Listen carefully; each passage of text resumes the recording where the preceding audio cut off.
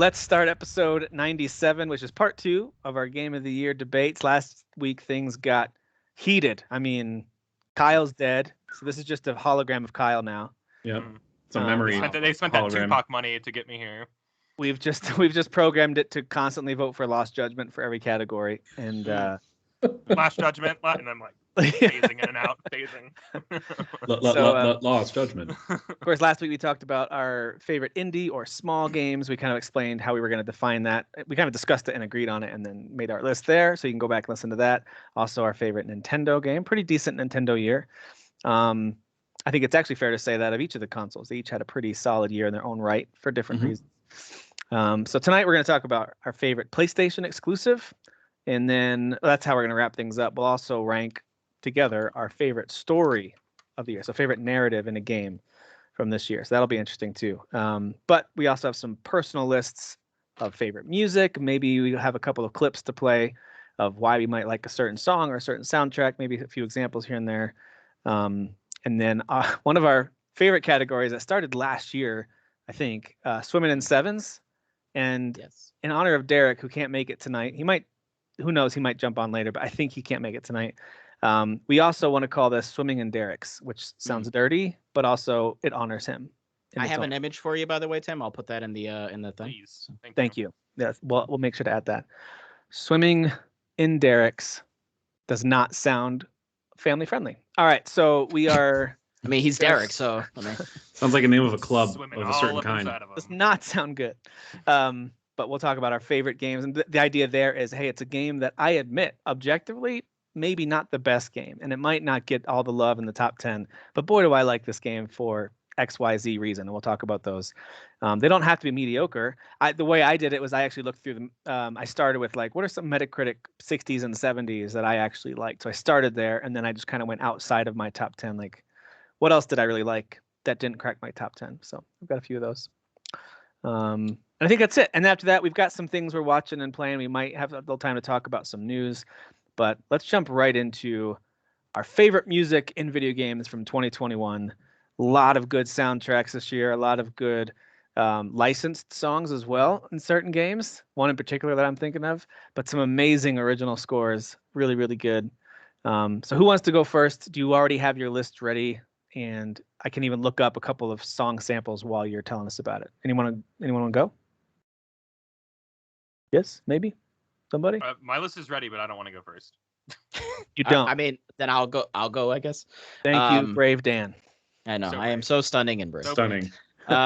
So Guardians, which is probably what you were talking about, would be on my list, but I don't count it because of licensed tracks. So. That's fair.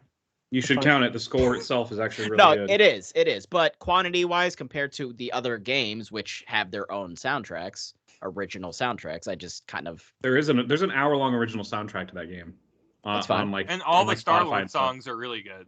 Yeah. No, of course. The theme is really good. I was just trying to choose other things because obviously it's borrowing the licensed track, so it kind of elevates it more. You know what I mean? It's in my honorable really mention solid list tracks. too. Yeah. I'm Number 5 is Artful Escape, because that's pretty much what that game is entirely about, about music, and just like the kind of like solo, not solo, but like kind of freestyling guitar bits that you can throw in with the actual music that's playing during the stage is super fun. And somehow it all still sounds amazing no matter what you hit and when. It still sounds great. Yeah, it looks great too. I had to double check some of the music because, well, I beat Returnal, a while ago, months ago. I didn't quite remember the music, but I thought I remember really liking it. So I listened to a couple of the tracks, especially the boss fights. Some really cool, epic, like synth stuff with the boss fights. So that actually has some pretty solid music if you're into kind of more the electronica type of stuff. So is that your number 4? Yes, that's number 4. Oh, okay. Cool. 3, I did Kana, Bridge of Spirits. There's a lot of really good orchestral stuff in there. I'm just a sucker for that sort of thing. I did finish it yesterday, day before. Yeah. So at the very end, there's some good emotional stuff in there too. Even though there's just not a lot of story moments that you can kind of latch onto, but the parts that are there are very emotional and moving. So I really enjoy those. Number Very 2, cinematic music. In yes. in Kana. Yeah, absolutely. Well, that was their background, right? Didn't they do just kind of not video game animated stuff prior to that? Either you or Commercials, I think. a couple of you guys had Yeah. explained that to me, like they didn't come from a background. This is their first video game, full-fledged game. Right. Yeah. Right. So it makes sense when you're playing that game and hearing the music and everything. Number 2, I did Bravely Default 2. Just some good, Great music. solid Yeah. RPG stuff. I mean, honestly, just like the main battle theme is like GOAT. It's just I it's throw awesome. it on quite often at OSD when I'm at work. I actually have Me too. let me go ahead and just real quick, I'll play like, what was it, 10 seconds I'm Yeah. allowed? Yeah. To the this is just the regular battle theme. I think I played it for you guys a second ago. I'm the same way, Kyle. This is on I actually have a playlist on Spotify of just video game soundtracks from 2021, and that one's on there. And when it comes on shuffle, I can always recognize that sounds like a Square game, and it's great. Yeah. It just has this really fun, like fast beat to it. It's just, I don't know, it's just really good. Yeah, and there's a boss one too, but I'll just skip that one because I'll just kind of keep it to that one. Are you sharing? Because we can't see or hear it yet. Oh yeah, no, I played it a second ago. Did you not catch it? Nope, didn't hear it at all. God damn it! You just tested it a second ago. you gotta at work. Yeah, but you were screen. sharing your screen when you tested it, and I don't. Share know. screen and share computer sound. Yeah. Okay. Well, Good old did Skype. it. Yeah. We're doing it. Technology. Thanks, Elon Musk. Now, can you hear it now? Yeah. Yes. Yeah. Okay. Keep up All with right. it. This is the this is the regular battle theme.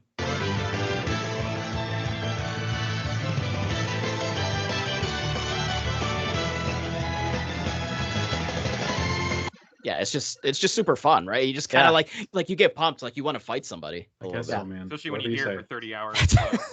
Shut up, Jeff. You know, you're listening to anime music, watching those anime movies, all right? So Yeah, but it's different. It's not. So was that your number as one? generic? Yeah, no, I that's said number it. 2.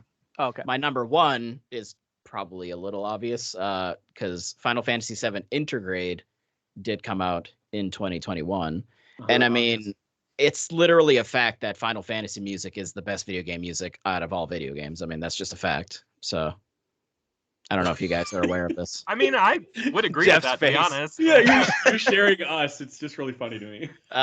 You are sharing the Skype screen right now. It's really Yes. So Grandpa. there's a lot of new tracks in Intergrade for the Yuffie DLC, but I wanted to really quick just like play. So there's the boss theme is called Those Who Fight Further. So in 7 Remake, when you're fighting the Airbuster, this is what it sounds like.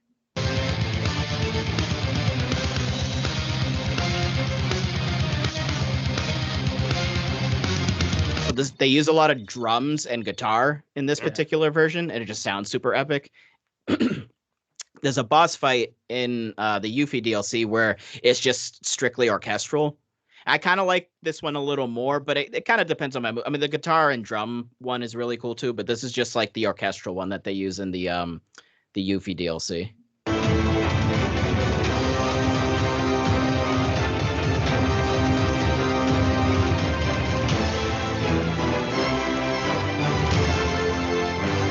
So it's a little bit different because, you know, it's full orchestra as opposed to, well, I mean, with the other one, it's orchestra, but there's a lot of emphasis on the drum and guitar. But yeah, it's just, I love Final Fantasy. Love the music. Final Fantasy is like top of the food chain in terms of like music and stuff like that. So sure, Absolutely, that's low hanging fruit for sure. It's awesome. It is, and I just gobble up that fruit, Kyle. It's good fruit. Yeah, that's why it's hanging low. All up in my mouth. All up in my mouth. Get it all in there. It is. That's what she said. Doesn't sound great, but good choices, good picks. Hit play again. Thank you. All right, Jeff. What about you? What are some of your favorite tunes from this year? Honorable mention, because I didn't really play the game, I just played the demo, but the music impressed me this much, is Tales of Arise, which apparently Dan hates. No. Did you mention it? I don't remember you mentioning it. I didn't. I had it on my list, but then I wanted to put Returnal in there because I thought that kind of deserved a nod. I wanted to do something a little different since I had 7 Remake already on there and Bravely Default. So. I didn't really rank these, so I'm just gonna rank them on the fly. So number 5, I put Life is Strange: True Colors. I think that I think that curating music and putting it together, especially music that nobody knows, is really important to these games because it's mostly like indie bands and stuff like that, or internet, whatever, YouTube musicians, whatever that means. So I really think they did a good job with that. And even then, there's some stuff like there's if you feel free to, I'm not going to subject anybody to it, but feel free to look up like Charlotte's Anger, for example. That's one track where it's almost kind of doing like this reverse string sound or something. Kind of like if you're familiar with Radiohead, the Spinning Plate song, where it's like it's doing like a reverse sound. It sounds like it legit sounds like spinning plates because it's some type of synth sound that's playing on reverse. It's kind of doing that during her like whole anger bit, and then time freezes because you have to make a choice and stuff like that. So that music is playing in the back. Like some of the score is actually pretty good. It's just more passive. It's not as upfront as some other games. So next is I love Guardians of the Galaxy score. Like I feel like that game has more score than licensed music. Just again in the background going on, and the actual theme with all the battles and stuff is like just fantastic. It's like it's on par with like what the Spider-Man games did and what the Marvel movies have done in terms of score. Like it's just that good. Very epic. And next I have Kana, Bridge of Spirits. Fantastic score, already been touched on. But it's really cool how it kind of borrows a lot of sounds from different cultures and stuff. I don't know. I get like some type of like Tibetan like vibe tribal, or something right? from it. Like Yeah, tribal exactly. Or Tibetan. Yeah. That's the kind of vibe I get. Like it's almost like monks are playing some instruments or something. Is that racist of me to say that? Sure, probably. Yeah. I don't know. On some level, could be. Already getting canceled. Could be. Anybody could be a monk, right? I mean, no, yes, I don't know. It's true. I mean, look Ace at Ventura was a did it. monk at the beginning of that movie. So. Ace Ventura did it. MacGruber did it. Yeah. John C. Reilly did it in one movie. I can't remember which one it was though. Was it Anger Management? Anger Management? That's so we've right. named the 3 smartest characters in film. Got it. And whitest, for that matter. So my top 2, my number 2 is Psychonauts 2. I'm just, the more and more I play that game, each level has like its own music pretty much designed for it. Yeah. And all of it's fantastic. Like if you go to like the bowling alley part, where what's the guy's name that you're trying to Otto, I think? Is that Otto's brain that you're trying to his personality that you're trying to unite into? He has 3 different personalities and you're trying to put him back together again, make him whole. But there's one part where he's in a bowling alley and it's kind of like got like a smooth jazz type score going on, and I'm like, no other level is like this. It's so cool. Yeah, the score just felt like something out of a Pixar movie or something. It's just incredibly well done. And my number 1 is Artful Escape because that entire game is music. So like that's the entire like conceit of that game is like the music is the most important part of it, and they freaking crushed it. It's so interesting. There are certain sounds in that game that I don't think you're gonna find in any other game, TV show, movie, like across the board from last year. So it's really cool. It is. Well, I've got let me see if I've got it pulled up here. That part with the whale. So cool. See if I can find a good example from Artful Escape, because that's on my list too. Not at the top, but Dan had it on his list. You've got it top of yours. And they have a lot of music. Yes, it's tough to find a good example because a lot of it is very ambient, and it's it's meant to be able to easily loop and have things added in. It picks up more in the middle sometimes, or like kind of towards the end, right? Yeah, there are some pretty cool ones though. So I might jump into the middle of one here. Let's try the theme for Mountain Ridges. I'll just jump ahead a little bit.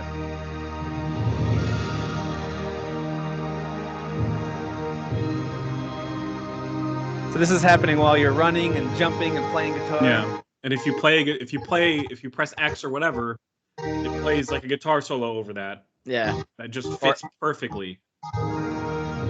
So pretty, so good. And if you hold it right, he does like the long strum, and it's just like, and it like stretches out like. Really good. Yeah, that's true. It does. Well, I mean, depending on the part of the game that you're at. Sometimes it'll be like, press all these buttons, and, and it's really just 5 strings that you're pressing, like 5 notes on the guitar you're pressing. So I'm just doing the same note over and over again. Sometimes like, Dude, when I started that game, I really did think it was gonna be super indie acoustic like folksy song, and I had no That's idea. how they got you. That's definitely how I they had got no you. idea it was Yeah. going to go into this epic sci-fi space rock opera. Oh, it's Yeah. crazy. Well, it's the Crazy. conflict in him with the past. What I was loved it? it. His uncle or what? I can't even remember. No, yeah, you're right. It's like his uncle was Bob Dylan. Or Yes, something, yes, and he died. So there's the A internal Bob struggle. Dylan knockoff for the games world, Sure. I guess. But he was, so basically everybody's expecting him to just be folk, just be Sean Lennon or whatever, just do the folk thing, just like your dad or whatever, uncle. And yeah, I love that whole arc. It really resonated for me because I was in the middle of questioning my own musical identity. Where I'm over here writing acoustic tracks, and every time I go into the studio, producer's inclination is to just go, let's just record it, and we record it, and it's just live band acoustic. That's it. It's just straight. There's no changes to the music. Yeah. So it was like during the last year or two that I was like, all right, let's not imagine. Okay, I'm recording a demo and it's acoustic, yes, but we're not going to do a freaking acoustic song. Like, imagine it's a pop song. And once I told my producer that, he was like, got it. And he was the one that was like, let's do some synth here, blah, blah, blah. So I was going through my own little, whatever, cocoon butterfly thing, whatever you want to call it. During that Beautiful, game. a beautiful butterfly. The musical expertise of a really good studio producer cannot be overstated. Like For real.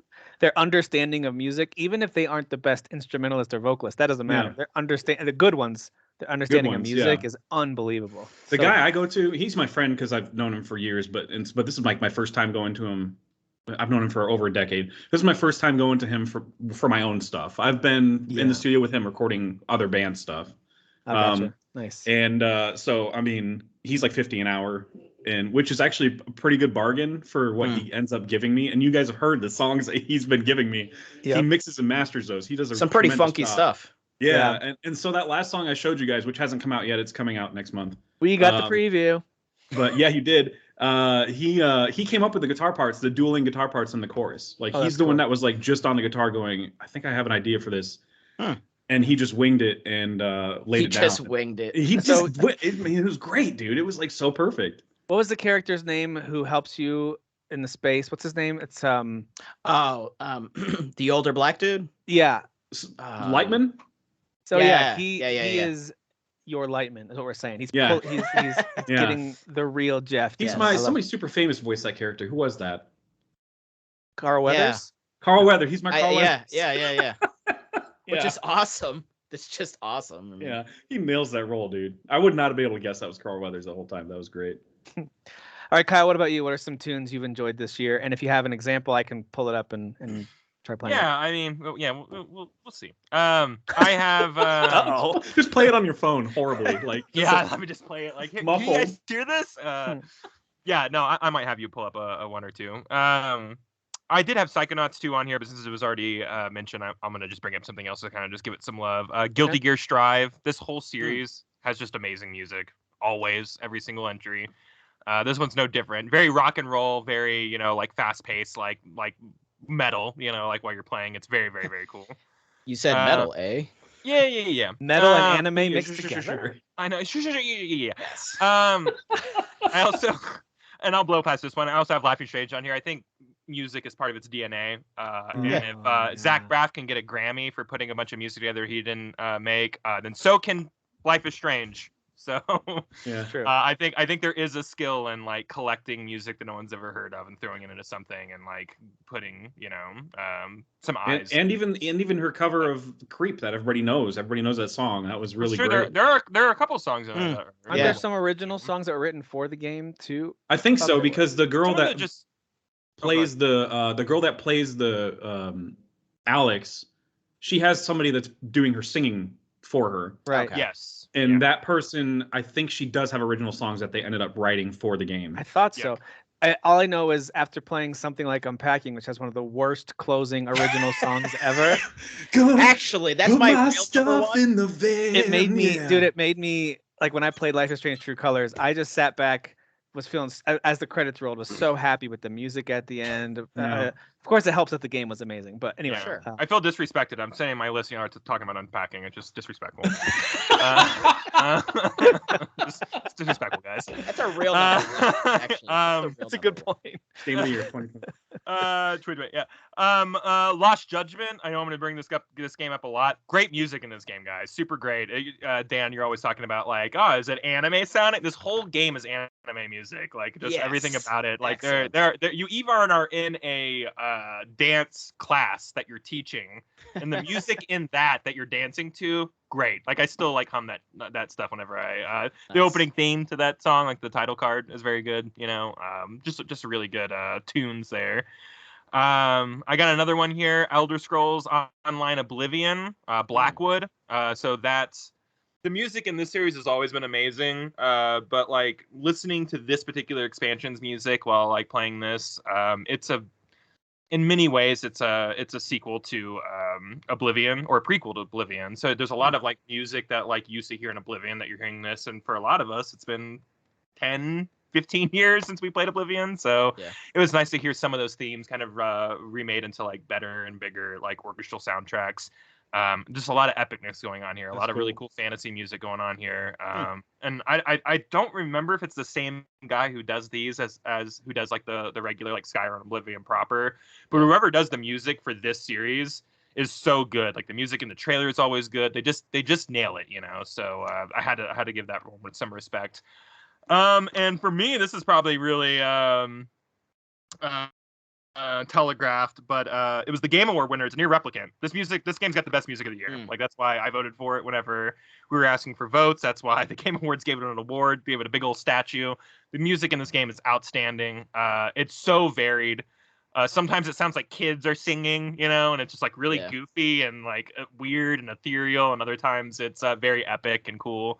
There's a lot of I don't know, there's a large like scope of sounds in this game that are just. Is it fairly similar to Automata, or different enough where I would say very much so, because even in Automata, like when you go to like the like forest village, there's like the kids are like, it's very much like that. Yeah. So there's a lot of things that are very similar. That music's so good, dude. It's so. I don't know if he like handpicks like Yoko Tano. Like I don't know if he like handpicks this music, but like if he does, this guy really has his. Yeah. Or handpicks whoever like does it. Like I don't know how involved he is in the process, but like the music so fits these games in a way that like that just card game. In other games. You know that card game that kind of just came out? It was by Square Enix. It has that like kind of traditional, like you look at it and you're like, oh, those look like characters in a Square Enix game. Like it's the same. It's Yoko Taro, and whoever does the music for Nier did the music for that card game. So. Oh man, I'll check. So it's like similar vibes. Yeah. That's my list though. Yeah, and I do want to give a shout out to Psychonauts too, because I thought the music was amazing in that, but I knew it was probably gonna get a lot of exposure, so I went with other ones. I'm trying to find a good example of Nier here. Let's see if this one works for us. Yeah, because you might hit like something a little funky, and then other ones. Well, are more epic. It looks like Square actually put together like some samples. Okay. Their YouTube channel. So let me try sharing this and see how it does. Sample. Let's play a little clip or two here. Can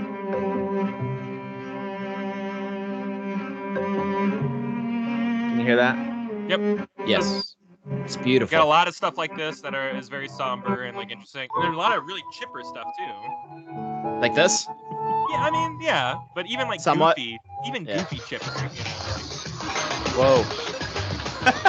Yeah, that's different. What is that? That sounded like Fast Forward, right? Temple of Drifting Sands. Also, keep in mind, folks, this is being shared over Skype. It's not going to sound perfect. Go listen to it for yourselves for sure. Oh, here we go.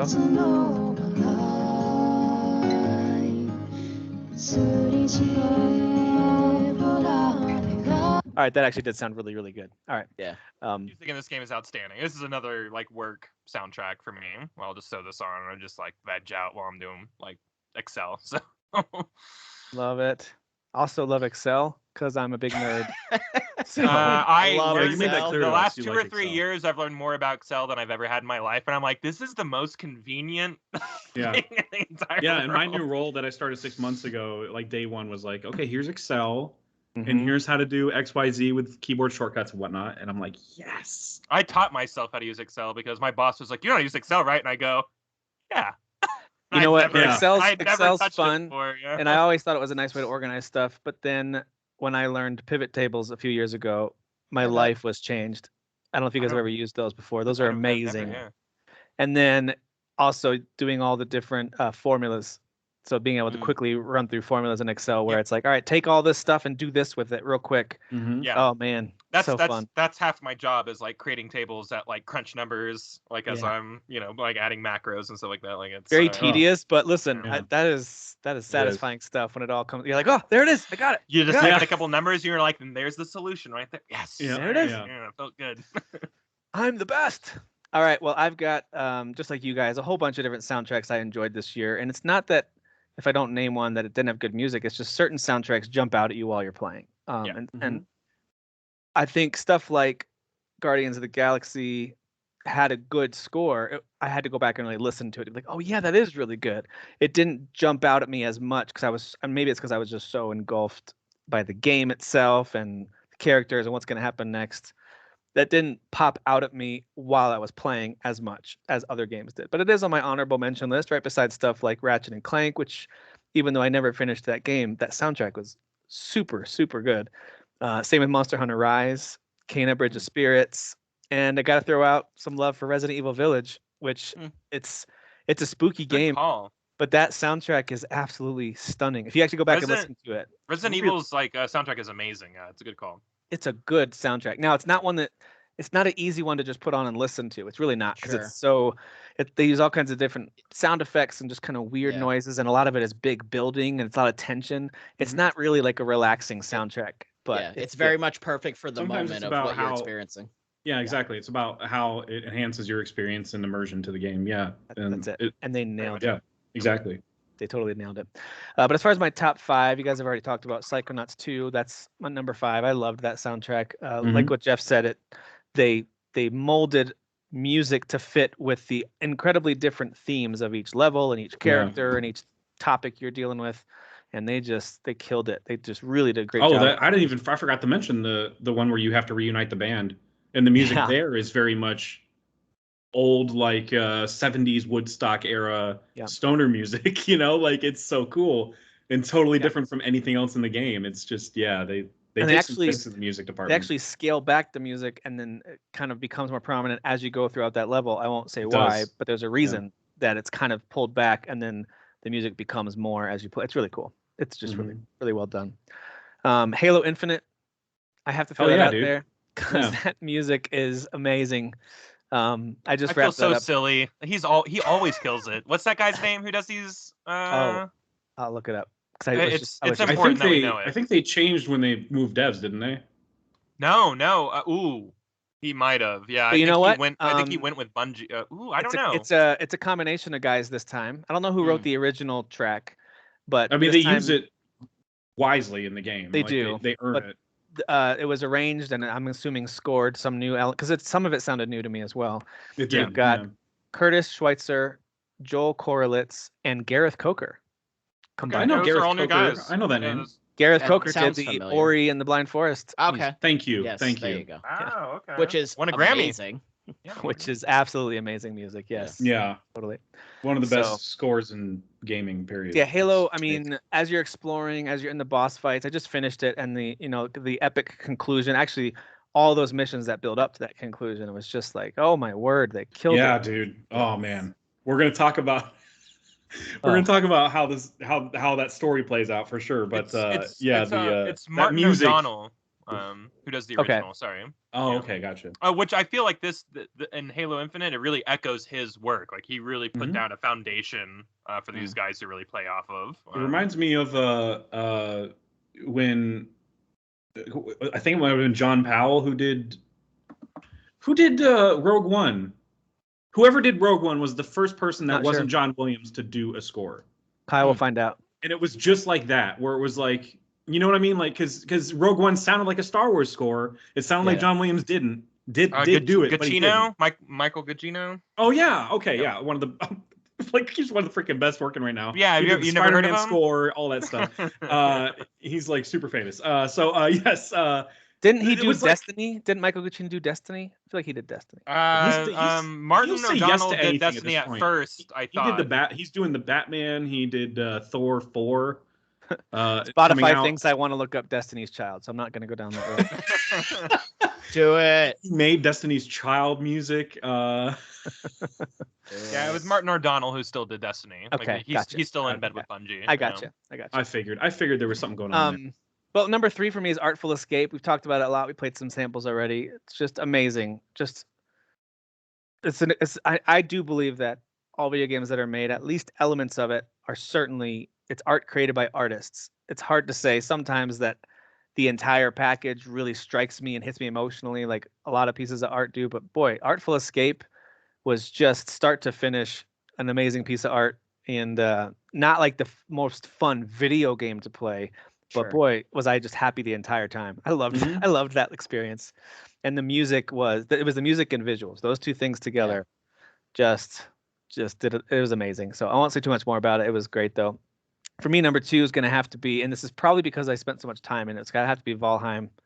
Nice. Valheim. There's some great music in that game. There's some great music in that. Yeah, I love that. And I'll play a sample of that one. I forgot about that. I would have probably taken out one of mine for Valheim. I forgot about how good just that music is. the ambient, like it's just. So there's some really amazing ones. I'll play 2 examples. One is the one I've heard the most because that's where I do most of my building is in the meadows because it's the safest place to build. Yes. It's just really nice guitar with some padding behind it and probably a little bit, I think some violin kicks in a little later. It's just real sweet and real kind of easy to listen to. And then one of my favorites, because I played the game for so long before I was finally like, all right, fine, I'll build a raft, you dumb game, making me go out in the ocean. And I finally started sailing. And then I heard this track for the first time. And it was a combination of experiencing something new, realizing how big the world is, and I can just sail to a new area, and the music. Those two things together. I remember you telling me how excited you are to do that. You're like, dude, the music feels so good. Yeah. And the music shifts from on land to this when you're on the ocean. You're like, what did I do? It's so cool. Yeah. Ooh, I love a good harmony.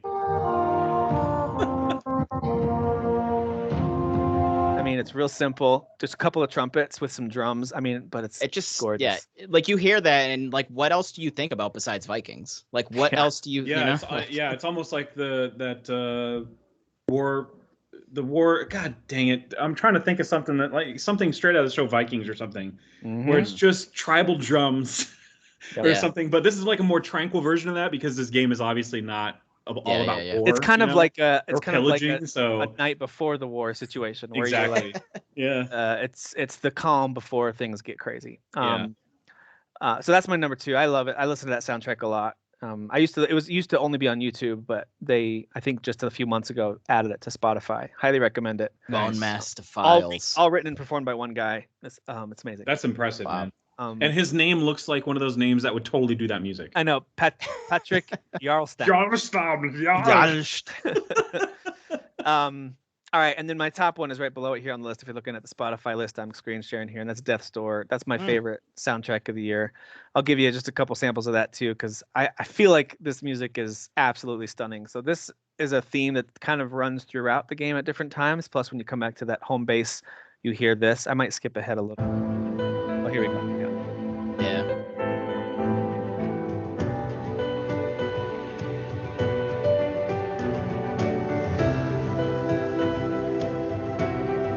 Really pretty. So it almost has a little bit of a jazziness to the piano a lot of times, but it also has this epic build with the orchestra behind the piano. It's just really well done. And then, I mean, there was a bunch of fights and a bunch of areas that I was like, ooh, this music is good. But the one that got me, I actually paused the game and I was like, this is the most amazing thing ever. And maybe I overthought it. I don't know what it was. I was towards the end of the game. There's an area called the Old Watchtowers.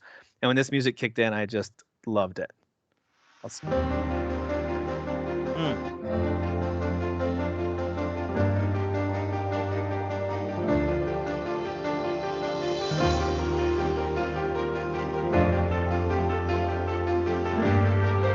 let it go for a little bit, just for a second. It's so good. It's all about that rise. I am such a sucker for anything piano. So. Yeah. Oh. Dude, pianos and violin. You just throw that. Yeah, in there piano. Like, what was that one game? I Am Setsuna. It was like, yeah, our entire soundtrack is all piano. I'm like, good. Yeah. Give it to me. Yeah. I love a song that revolves its melody around arpeggios and stuff. That type of stuff. Yeah. Especially when it's synth. I'm a sucker for that. That's why I love The Weeknd's new album. Shout out. Yeah, I love that in piano music and scoring and stuff. It's just he's clearly doing like the scale basically at different points. It's so pretty. Yeah. Do you like that's all JRPG music for the most part? Yeah. Oh, really? It is. The Death's Door soundtrack reminds me a lot, and you mentioned I Am Setsuna and even some Final Fantasy stuff. It has elements of that. It also has elements of Zelda in certain parts. Like they take some pieces that are a little bit familiar from different themes, but it also has its own vibe. I think they just do an excellent job with the music in that game, and it helps that the game itself is amazing. So that does help. It does. All right. Well, that's a lot of music. We'll move on to the next thing for now. But boy, I thought it was a great year. Music is freaking awesome, man. Pretty solid year, yeah. And honestly, there was when Deathloop got nominated, I was like, that music didn't really strike me. So I went back and listened to it before we recorded. And I was like, yeah, this music still doesn't really strike me. Like I don't. It fits what the theme, like the 70s theme of the game, fits. But like, yes. It's like not something I would be listening to. Yeah, it's just to me though it was like fine, you know what I mean? So the fact that it got nominated over, I think Life is Strange True Colors was what people were expecting, and that didn't happen. Sure. It was kind of like okay, I mean, I guess all right. I gotta throw this out there too. Metroid Dread, they took the Metroid theme and added some other themes in there. It's amazing music. And they also added that is really good. They added this element of terror when you see those Emmys and the music in those sections, which most people don't hear because they're just pissed off running from me. They're like, oh god, I one. But I can't hear over all my crying, so exactly. That's my problem. And the other one is I'm sorry if you guys loved it, but it's a very mediocre game with a pretty good story and amazing music, and that's The Medium. It's really good music. So that might come up later. I don't know. It might.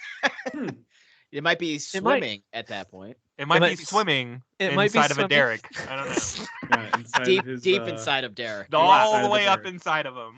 All of us, yeah. All right. So there you go. There's That's like the anti-Derek game if I ever heard one too. All right. Well, there so goes. It's like we're forcibly. All right. Sorry, I'm not going to dwell on that. We'll keep going. There goes our best music of 2021. Feel free to go give some of those a listen. Everything that was mentioned, I totally agree. Great music all across the board. All right. Well, we are going to now switch over to talking about our favorite story of the year. So this is going to be a little tricky to avoid at least minor spoilers. So if you're listening to this and I'll put the timestamp in the description. So go check that out if you want to jump to the timestamp for the next thing coming up is going to be Swimming in Sevens or Swimming in Derek's. So that'll be our favorite mediocre games or lesser games, whatever you want to call them. And so you can jump right to that if you want to. If you're afraid of any, I would say wait until we won't spoil big moments. Like I think we do a pretty good job of dancing around the big stuff, but like we're gonna have to talk a little bit about some of this. I would say skip to like when we have to rank our 10 because I feel like that's when we have to get into specifics about things. That's true. Yeah. Maybe like to be like, this moment worked better than this moment. We'll give a secondary spoiler warning when we have to start defending ourselves. Right. If people want to stick around. There you go. So, all right, let's jump into best story. And again, this is one of those things where, what do you define as the best story? Are you saying it's the best writing? Are you saying it's the best dialogue or characters or the plot points themselves? Like the way that it's paced? I'm going to say it's all of it. And with whatever is important to you, I want you to make a case for it. And that's kind of how I'm looking at it. All of those things are involved in making a story good, in my opinion. So I'm not going to tell you what you should value the most.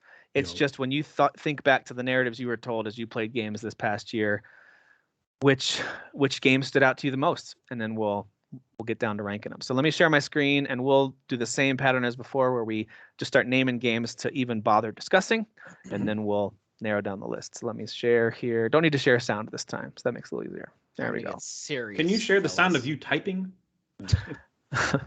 Sometimes. Depends on how mad I am. Sometimes you can hear me typing. Fine, I'll move it forward. I tried to zoom in a little bit this time. Last time it was zoomed out a little bit. Can you guys read that pretty clearly? That's perfect.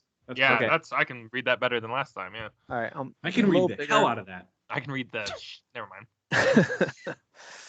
All right. So, all right. We'll just start. This time I'll go reverse alphabetical. So I'll go first. I'm going to move over 12 minutes. Some of these sound like fake titles. It's so funny to me. I know. Bust the fellows. Look By out, the way, guys. what I tried. That came up last time. Yeah, that's No, what I but tried still. to do, and you guys know this, is I try to go through sources like whether it's Wikipedia or Metacritic, kind of those crowdsourced type lists, and I try to grab all the games. I do try to trim out ones that are so out there that I know none of us have ever played. And then if it happens that one of us did, we could bring it up if it's not on the list. So if something's missing, throw it in there. And if you don't recognize it, we'll just skip past it for the sake of time. But there's a lot of games on this list. So, okay, so if we're going reverse order, that means Kyle. Oh, you picked 12 minutes. That's a good pick, man. Yeah, Yeah. it is a good pick. 12. Bring over Lost Judgment. All right. It begins. Jeff? So it begins. Am I on brand or what do you want to? The descent of Kyle on the podcast begins. Hollow Kyle. Oh, you come guys! through. I swear it's good. I start crying. It's gotta be at Descent number of Madness, 2. I guess. I'm gonna go with Life is Strange: True Colors. Okay, Dan. let's go with Guardians of the Galaxy. The winner of the award. Nice. All right, let's see here. I was gonna do Outriders, but that story is horrible. Let's pull. I haven't played it. I'm kidding. I haven't actually played the game. Bad. We're not. But well, Derek's not here, so we can. The say voice whatever acting and dialogue alone at the beginning of the game was enough for me to tell you it can't win best story. That's all I can say. All right, Resident Evil Village is one I'm bringing over. Great. Kyle, back to you. Tales of Arise. Okay. Yeah. Jeff? Yes. I choose business ethics. No. I award you no points.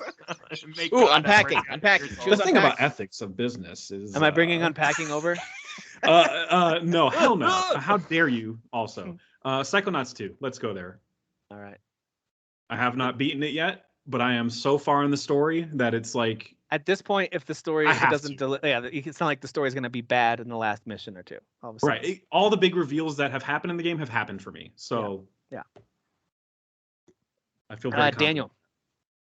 Can you scroll down a bit? Down, yeah. Just to see. Oh, you really put unpacking on here. That's cute. All right, sorry. I'm not mad. Scroll, You're mad. Can you scroll back up? By the way, Kyle, whenever you see that, just know I thought about you when I added it in there, and I left it. Yeah. I will die never playing that game. All right. So. But while you're thinking, Dan, I'm going to take my turn. I'm going to move Tales of Iron over. Yeah. Yeah. I think I maybe further up. Okay. Man, I can't believe we're moving over games like Tales of Iron before some other ones. Yeah, this isn't an order yet. It's just Yeah. let's move it. I'm gonna start calling some out. Let's move it. Takes Two over. There you go. Hitman. Never mind. Kana. Just move. I mean, I feel like you guys seem to enjoy what they did with Halo story-wise. Yes. Yes, Because we can move absolutely. Halo. Yeah. I'll say Halo. Deathloop, I feel like should be in there. Deathloop. Yep. Yeah. I'm gonna put Death's Door over as well. The game above that too, House of Ashes, in my opinion, great story.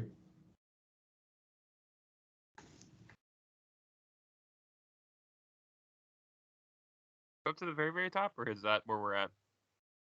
Sorry. Here's very top. So we got Age of Empires, Axiom Verge 2. Balan Wonderworld.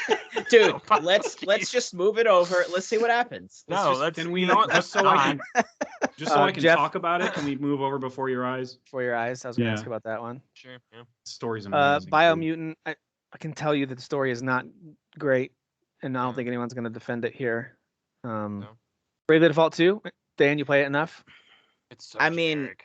I feel like we're already at 10. Like, oh, for sure. Yeah. Yeah, so we're going I to be don't well think- over 10 at the first time. Yeah, that's how it goes. And that's fine. Definitely not Chicory. Thank you very much. Bring it over. Are you sure about that? That and unpacking can both go do the same thing. Jump off the I bridge together. didn't play far enough into Eastward to tell you if the story is Me good. neither.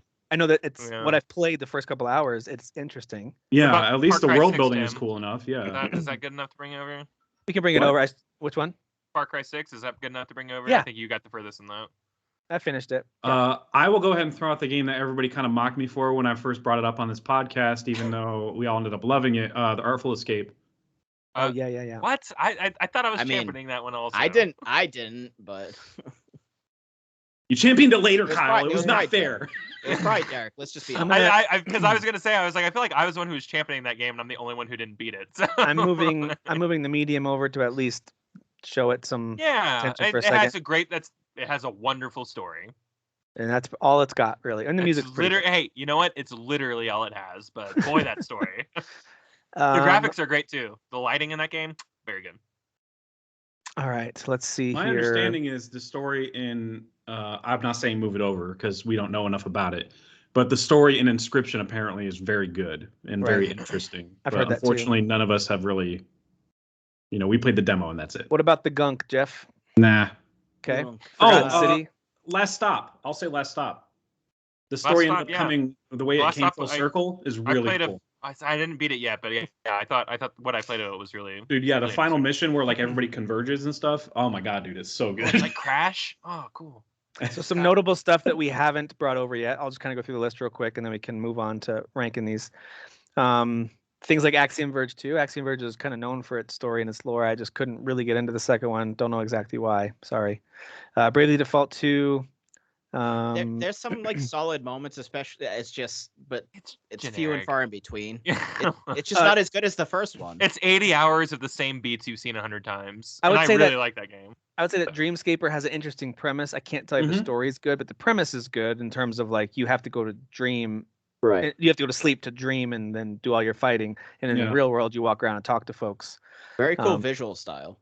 Yeah, really interesting there. Echo Generation, I think, probably has a decent Stranger Things ripoff story. It wasn't that fun to play. Story-wise, it's not anything to. Is it? Okay. Okay. Yeah. Okay. Fist actually has some interesting world-building stuff in it that should not be in a game like that. Like it's like almost like doesn't fit. Yeah, I'll just move it over to give it love for a second. I would give a shout out to Genesis Noir too, from a story perspective because it's just a very interesting premise. So I downloaded or a different approach to like the whole the Genesis of man, really. Like it's a totally freaking wild metaphor for that. But the game is not fun. So I have heard that the story in Fuga Melodies of Steel is actually quite good. I just haven't played it. Griftlands I have downloaded, but I haven't really started it up yet. I've been playing other stuff, but that's by Clay, and I like the games that they make. Hitman 3 does have, as far as quote unquote Hitman lore goes, there are some pretty big reveals in the way things wrap up, but that game isn't story driven. The game's really not about having a story. Yeah. There are stories in there that involve characters that you're in there either trying to kill or save or whatever. Like there's stories there. There's a through line, but the overall narrative, I wouldn't defend it. I'm just gonna move it over so it. Yeah, get it. History can show that we said it was. I do want to say, but don't move it over. Guilty Gear Strive. All the Guilty Gear games have amazing writing, amazing stories, amazing characters, but you don't even like play the game. Like you throw. That's what Derek said. He said it's. You throw on the story mode, and it's like 2.5 hours of like an anime. Sounds awesome to me. Yeah. Lost Words Beyond, Lost Words Beyond the Page. That's its main strength, I think, is the story. It's just the pacing I struggled with, but it does have a sweet and. I guess thought the pacing worked in his. Dang, I forgot to mention this one. I thought the pacing worked in his favor because each chapter had to do with the layer of the 12 steps, basically. It does. Do you want me to? I thought that was really cool. Sure, whatever. It's not going to go anywhere, but yes. Monster Hunter story is like every other Monster Hunter story ever made. Is Metroid Dread story not good or something? No, it is. It's fine. It's not the main. That's not why you play those games. If this were an award for like, hey, what are the best kind of plot twists or reveals? It's got some good ones. It just overall narrative when it was done, I was more interested in just playing more of the side-scrolling platforming action. I didn't really. Yeah. The situation with the final boss was cool. Yeah, that's what I mean. Like, there's a reveal that's kind of like, oh, sweet, wow, that's interesting. But I haven't gotten farther than a couple hours. I think I'm 3 hours into Ruined King, a League of Legends story. It's fine. It's not amazing. Not worth writing home about. Well, I was gonna say Persona 5 Strikers, really great writing, not a great story. Okay, all right. Worth bringing up. Great writing, not a great. Fun story. game though too. Very fun. Yeah. But Rift Apart also, it's not really, story's not a reason you play those games. It's they're just going to be bad guy, bad, go fight him. Yeah, That's it. yeah. That's the story. Gotcha. No, there's Girl Ratchet. There's a twist to it in that, you know, there's like a multiverse of bad guys or whatever, or I guess just two versions of him. But that's just, it's still the same. Like, he's bad because he's bad. What about That's it. Returnal? It's so wacky that I don't remember quite what was. There's like some weird stuff at the end about, I don't know, dude. I remember it being interesting. It's just there's nothing that right now that my brain, like trying to think back on it, is latching onto. It was just very. How far I got in. I think I got through the fourth area. I can't remember. There's like a bonus ending too. I just there was nothing about it that I was a little bit curious. What is this loop that's happening? But other than that, I don't. Right. I don't know. It is very intriguing. It's just hard to kind of remember and latch onto something specific because it involves like it's stuck in this time loop, you know? So obviously it's like, well, you know, is this actually current at times? Has it been like 1,000 years that she's been stuck here? Like what's going on? So it can be kind of confusing and hard to keep track of. So we should make it mandatory that this game has a easy mode, right, guys? Right? Yeah, guys. Compromise the artist's vision. That's what I always say. Yeah. All right, what about these next three here? Scarlet Nexus, Sherlock Holmes Chapter 1, Shin Megami Tensei 5. I know they're all narrative driven in some ways. I really wish I could say more about Shin Megami Tensei 5, but I'm only 12 hours into that game, and the story does not like come quickly in those types of games. Like it's very back end heavy when it comes. Scarlet Nexus has some pretty cool anime moments, but like the game is just so goddamn long. Like way longer than it needs to be. Yeah. That it's like there's too much of kind of like whatever stuff mixed in with like the decent to good stuff. So that's fair. Sherlock Holmes Chapter 1 story is not that strong. Did you play it? Some of it, yeah. I remember you telling us that you tried it out. If it were strong, I would have played way more of that game. But when you have so much good Sherlock content out there, like TVs and movies, I mean, you got to step it up. Like, if you kind of like 16/32-bit action RPGs, I do recommend Unsighted. It's on Game Pass. If you like that style of game, it's a little difficult. It also it's kind of in a post-apocalyptic setting, and there's certain types of humans and or robots that are or aren't allowed. You know, I won't say too much more because it's an interesting setup and it's kind of difficult, but it's interesting. So Unsighted. I think I feel the same way about Forgotten City, where it's like that's an interesting idea, but I didn't beat it, so I don't really know if there's a payoff. That's where the story really, I feel like that's when you know it's good for that type of game because it's a mystery game. I agree. Is where the end of it, like where the reveal is. Like if it falls apart there, then the game falls apart. The story does at least. Yep. So I can't speak to that because I didn't beat it. So that's unfortunate. A lot of games. Yeah. Yes, we've got 24 games that we've moved over. Some of them we moved over just kind of to say like, hey, let's give it the credit of being named as like something that we acknowledge has an interesting narrative to it. Doesn't mean it's going to make it over, but there are a few that I think are kind of no-brainers. We do this sometimes, but for real, tell me if I'm off base in my expectations for how we as a group are going to think about these. I feel like Life is Strange True Colors, Guardians of the Galaxy, Psychonauts 2, what was the other one I was looking at? 12 Minutes. I think some of those are obvious to come into the top 10 somewhere. Yeah. Am I off?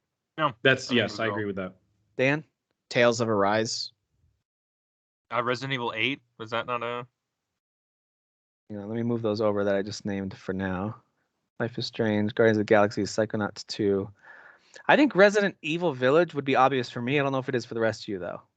I'm the only one that can't chime in on that. So you guys It was a good and I'll use air quotes because it's like who knows if it's actually definitely a conclusion, but it was a good conclusion to sort of from 7 going into 8 because you're playing as the same character. Okay. Yeah. Okay. I thought you mentioned a fifth one. Why am I thinking?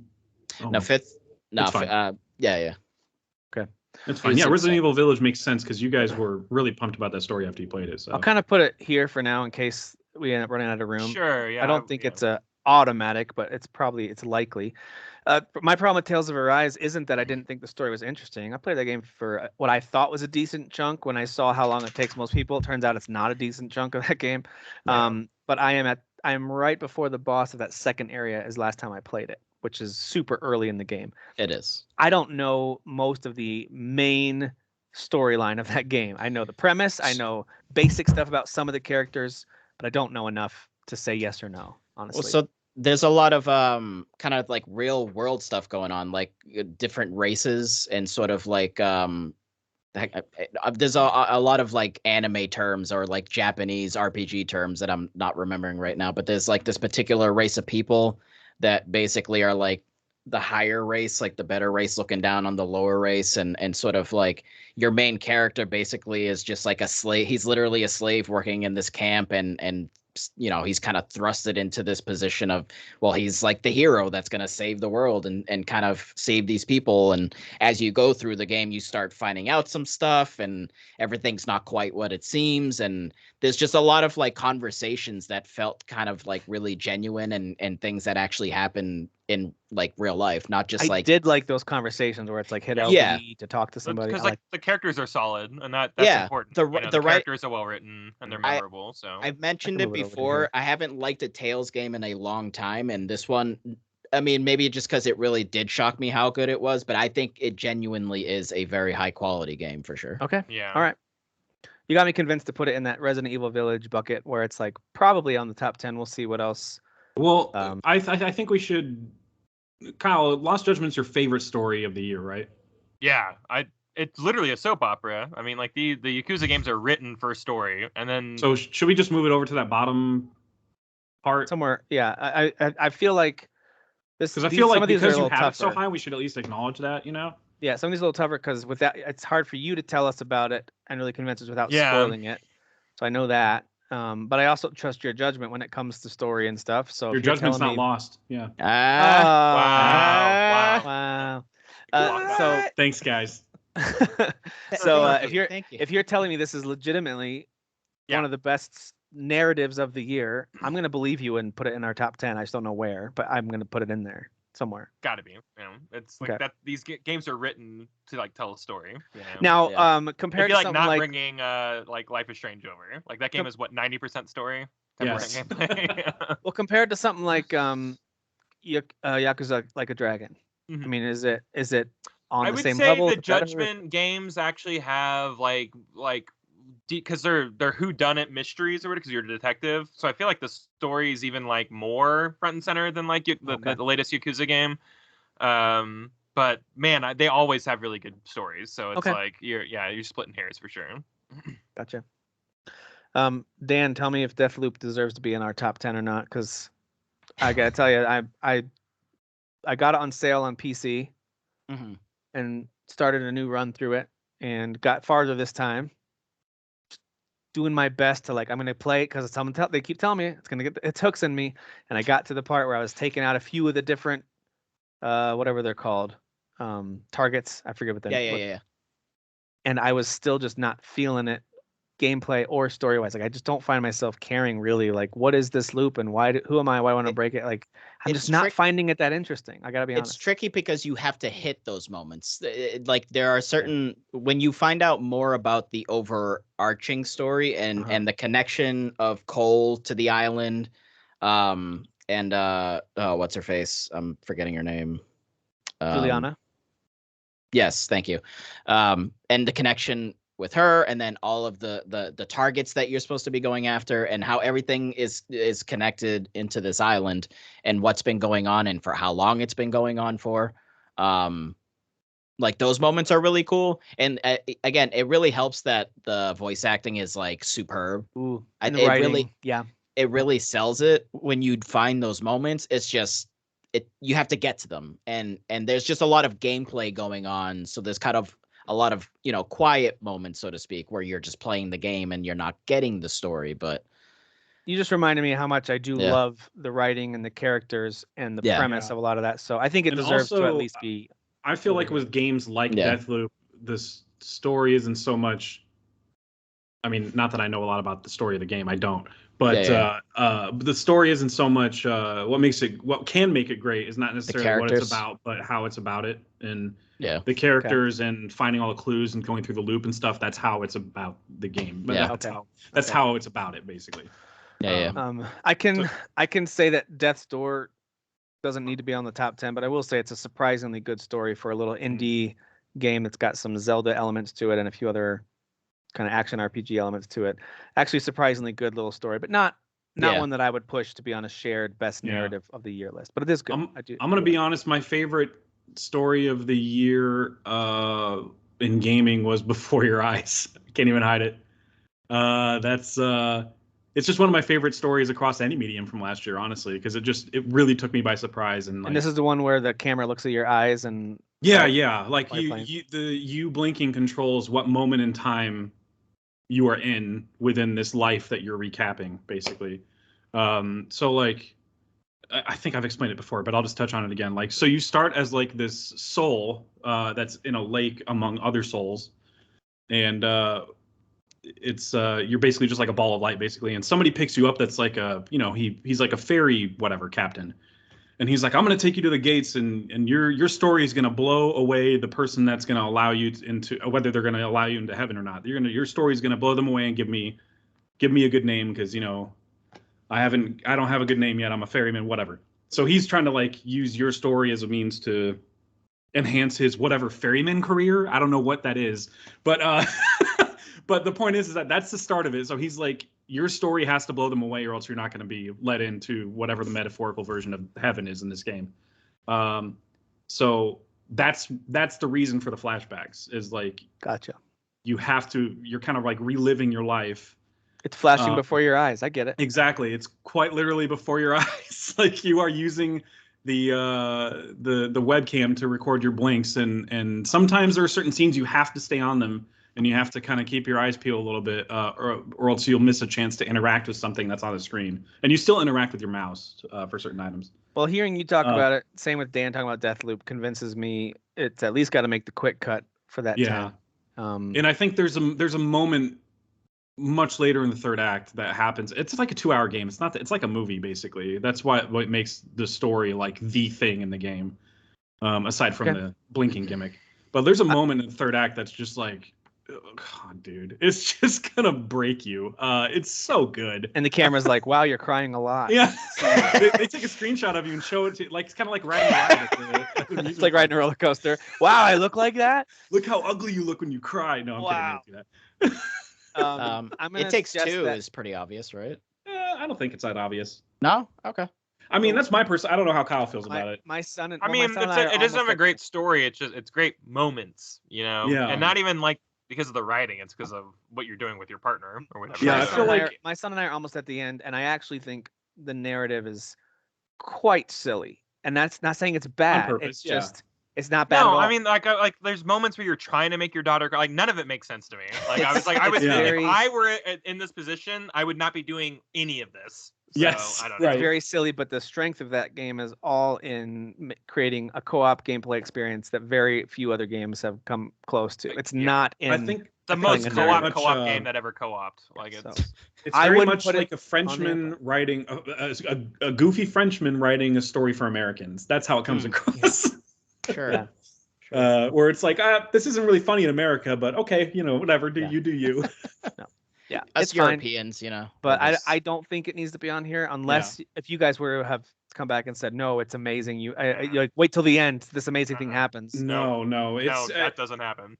Yeah, there's no like reveal or anything. There's no twist and turn. I mean, you're aiming to accomplish the same goal the entire game. Yeah. And there's no like, oh, our daughters are Android or something. There's nothing. There's nothing random that pops up. Straight up, like, if the daughter ended up being an android, best story of the year. We talk about this story being best of the year. Yeah. Oh yeah, because the wife's engineer. If it turns out she had built the daughter. Oh my gosh. Because he's sterile and doesn't really love her or something. I don't know. And that's why. Wow, that gets dark. Oh. Yeah. Whoa, that's why he's like, let's kill her elephant. Who cares? Yeah. We just wrote a better story for It Takes Two than it has. I think where the game shines though is definitely in the actual gameplay and the level design, and that's where it's like just amazing, and the music's pretty good too.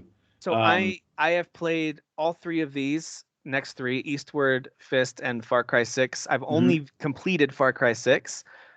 Fist, I unlocked I think 3 of the weapon arms that you get, so I got a decent way in. the premise is kind of cool, and all the talking animals, they make them, instead of looking all cutesy and stuff, they look more like hardened and badass and stuff, and so it's fine. I just don't think it's that great of a story, and the dialogue is actually pretty cheesy as you progress. It starts out fine, but it gets a little bit like, oh, all right, they didn't really, should have taken a second pass on the editing with that element of script. So I didn't find it to be amazing, although it is an interesting premise. Eastward, I feel bad that I didn't play more of it, because it could, I feel like could be really good. I feel like you and I, if we ended up beating that or something, we probably would be championing it pretty hard. It could be. It's got at least interesting world building pieces. It's setting up a very interesting father-daughter relationship, sort of, and then a few other relationships in there too. But I didn't get too far. I'm gonna pick that up soon for sure. You'll like it. It's on sale right now on the Switch. Oh, is it? Just when you read like its description, it says puzzle like 3 times, and I'm like, I don't know about that. It's like puzzle in the way the old though. Zelda games were. I gotta go find a thing to unlock this path or whatever. Yeah, that's not too bad though. Okay. Yeah. It's not like Witness or something. It's not that kind of. No, it's yes. I'm gonna go solve this maze. This literal maze that's right in front of me. 16 maze is like a maze. I'm gonna suggest that we don't bring Far Cry 6 over. I actually did really enjoy the story. I thought the performances, particularly, were really good. Yeah. There were some genuinely good moments, but and the ending did kind of make me go like, "Holy crap!" Like there was some stuff that happened at the end, but in general, it's exactly what you expect when you see the setting and you kind of see the trailer for, oh, okay, you're the group of rebels trying to take over this evil dictator and he's doing bad things. You could probably guess some of the bad things he's doing and then some of the things you do to try to take him down. You could probably guess. Yeah. Oh, does he probably have a general over these major areas? Yeah. Do you go after them one at a time before you get to him? Yeah, that's exactly what you do. So like traditional Far Cry formula.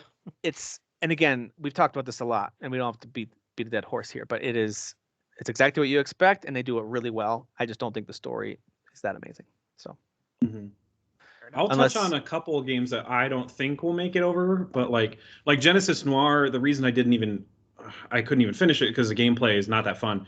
But the whole conceit of the game is like, it's a giant metaphor for the Big Bang. Basically, you're trying to start the creation of the universe, but each character represents a certain part of it. Like it's kind of like a love story. The artwork is just insane. So it's like a creative way to tell that story, but the gameplay is not fun, so I can't really speak to much of the story. Is that an N7 jacket, Kyle? Yeah, it is. Sweet.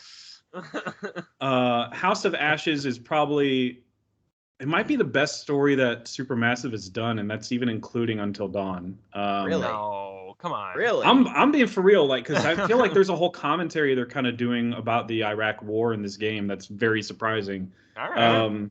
And because you're kind of following these main people that you follow are like in the U.S. Army and they're invading Iraq, like it's the beginning of the war, and they're looking for the WMDs and stuff, which didn't exist, by the way. They totally didn't exist. And so wait, what was that? And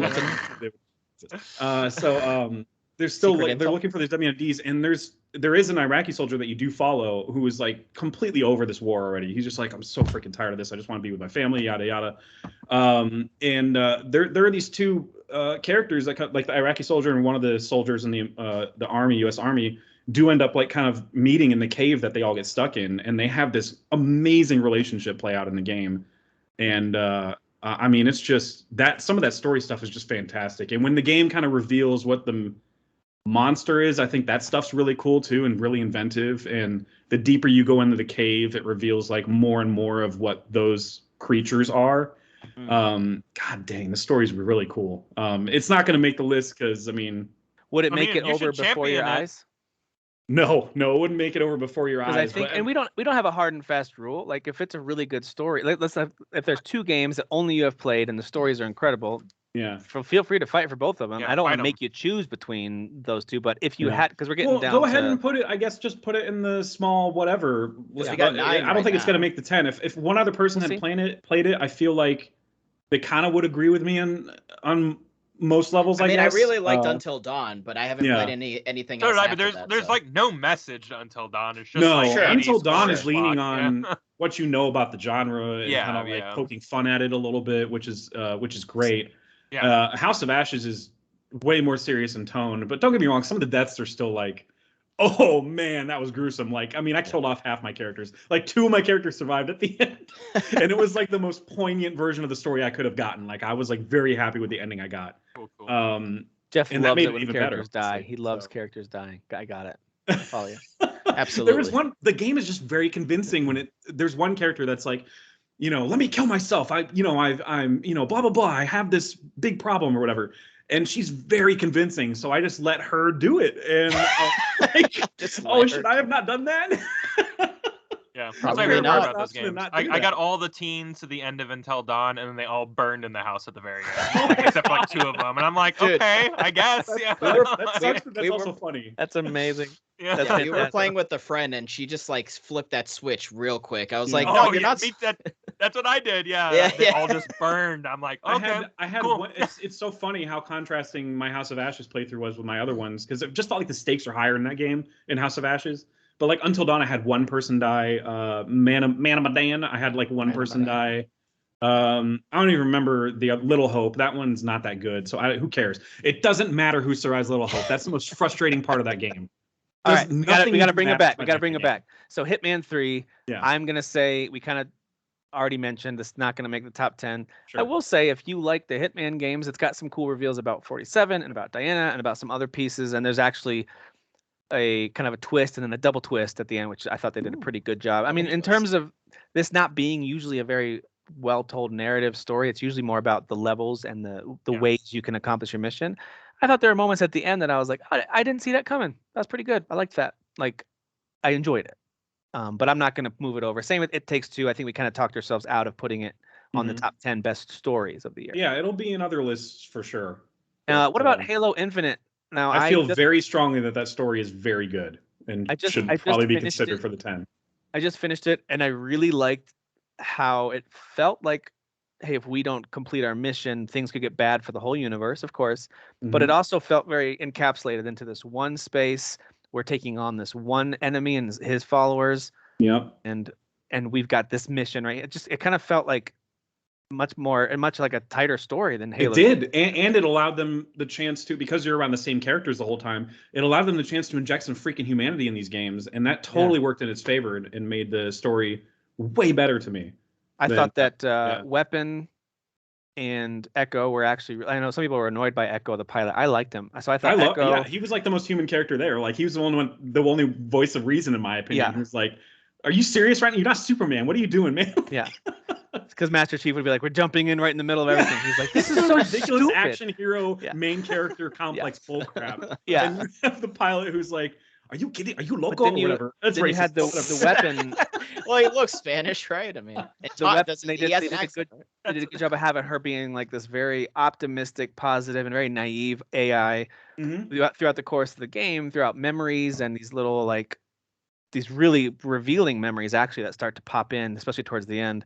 Yeah, the end has all the reveals, and they're great in my opinion. You can see that she starts to realize exactly who she is and what role she's playing and how this all fits together.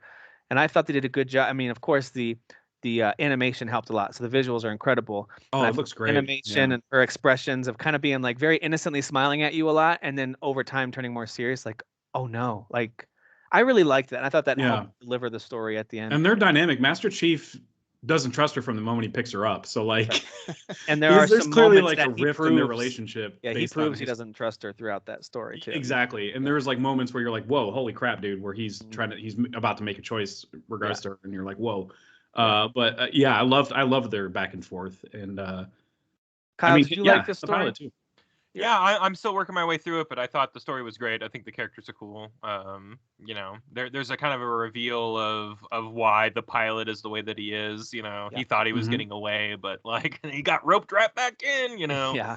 And I thought that reveal was kind of cool. You're like, oh, okay, this guy's like as human as it gets, and he just so happened to like run across the biggest hero or legend in the entire galaxy. And it just it upends his entire like plan. And I really enjoy it. And I think the bad guy's cool. And if we're talking about writing specifically, just letting the grunts talk. I don't think I've laughed harder. Oh my god, dude! I don't think I've laughed harder in my entire year of gaming than like listening to those guys like just like spout off stuff. So. Yeah. I've shared the clip of them singing the Halo theme, right? Like it's Yeah. over the radio comm or whatever that you can destroy. They're like, da, da, da, da, I hate that song. It's so funny. There's also, as I was getting towards the end, and you're just fighting wave upon wave of enemies through those last few sections. There's just so many enemies to fight, including, of course, hundreds of grunts, it seems like. And I can't remember his exact phrasing, but at one point I'm like, my hands are sweating because some of these battles get pretty tough. I'm just playing on normal difficulty, and it gets really challenging. Even just normal waves of enemies that you've killed a million times, because of the number of them that come at you, it's like, dude.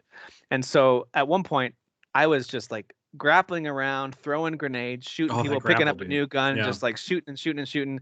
And then I heard a grunt say something to the effect of, "Wow, he's really mad." Like it was some kind of like comment about my temper, and I was like, "What?" Yeah.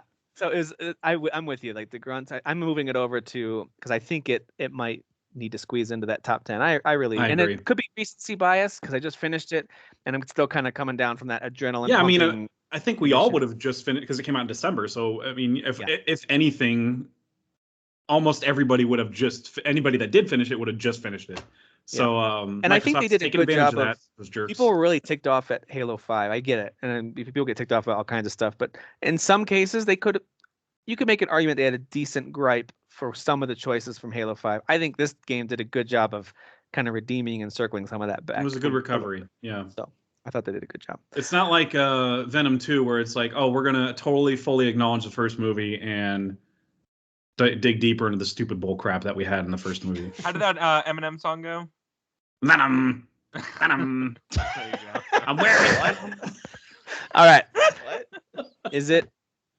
I'm going to say that Tales of Iron, I'm the only one who's played it. I just wanted to give it a shout out because it is a remarkably cool little like dark fairy tale in a way, because it's not going to like knock your socks off in terms of originality. This idea of these warring kingdoms that are against each other, these species that are against each other, and there's a species you don't even know about that you discover and you kind of ally with, which is kind of cool.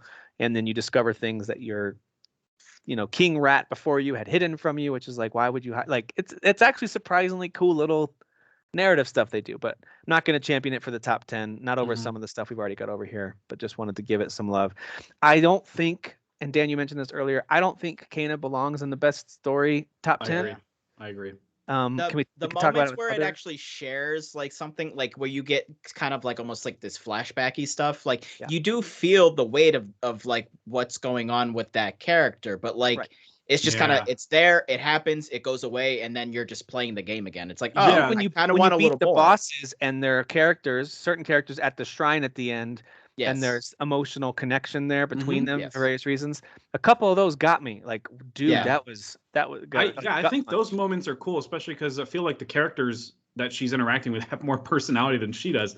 That's where the game kind of falters, is like her story. So I don't feel like I know her really. Yeah, exactly. She's just like a vessel, basically, for moving souls over to wherever. Probably hell. They're all going to hell. Safe to kind of leave this one up here. Absolutely. We're all going to Jeff, hell, I think you'll be the only one to champion both Last Stop or Lost Words. So Last Stop I already mentioned. I feel like the final act really comes together really well. So I do recommend playing through that. And the story with the body swap is really funny. So Lost Words, I feel like kids could really benefit from playing this game because it touches on every single part of the grieving process, basically. Like there's a mission or chapter or whatever on like anger and denial and stuff like that, and acceptance, and like the words and the mechanics that you have in fantasy world of the chapter like change based on that, like ignoring fire or whatever, just walking through it. That's one of the options it makes sense in terms of like when you actually play it, because it mentions beyond the page. It's because this person's writing something to help her cope with her grief. And I actually found the journal moments to be much more impactful story-wise than the. I think so too. The fantasy world stuff was like decent. That's probably why I'm not going to fight. If that was a little more better written, maybe, or better designed level-wise. What I'll say is, because I'd probably fight for it more. I sound more negative about it than I actually am. I just don't think it was amazing, but I did really like how it's a story that she's writing, she's telling, she's creating characters, but then as things are happening in her real life, she'll put the story down because she just can't for whatever reason, and she'll pick it back up, and her journal kind of tells you what's happening, and she goes back in, and and decides, okay, what's going to happen with this character now? And yeah, she was in that. That's the depression chapter where she's Yeah. like 3 days or whatever in a row. She's like, Right. I can't write it. I can't write anything.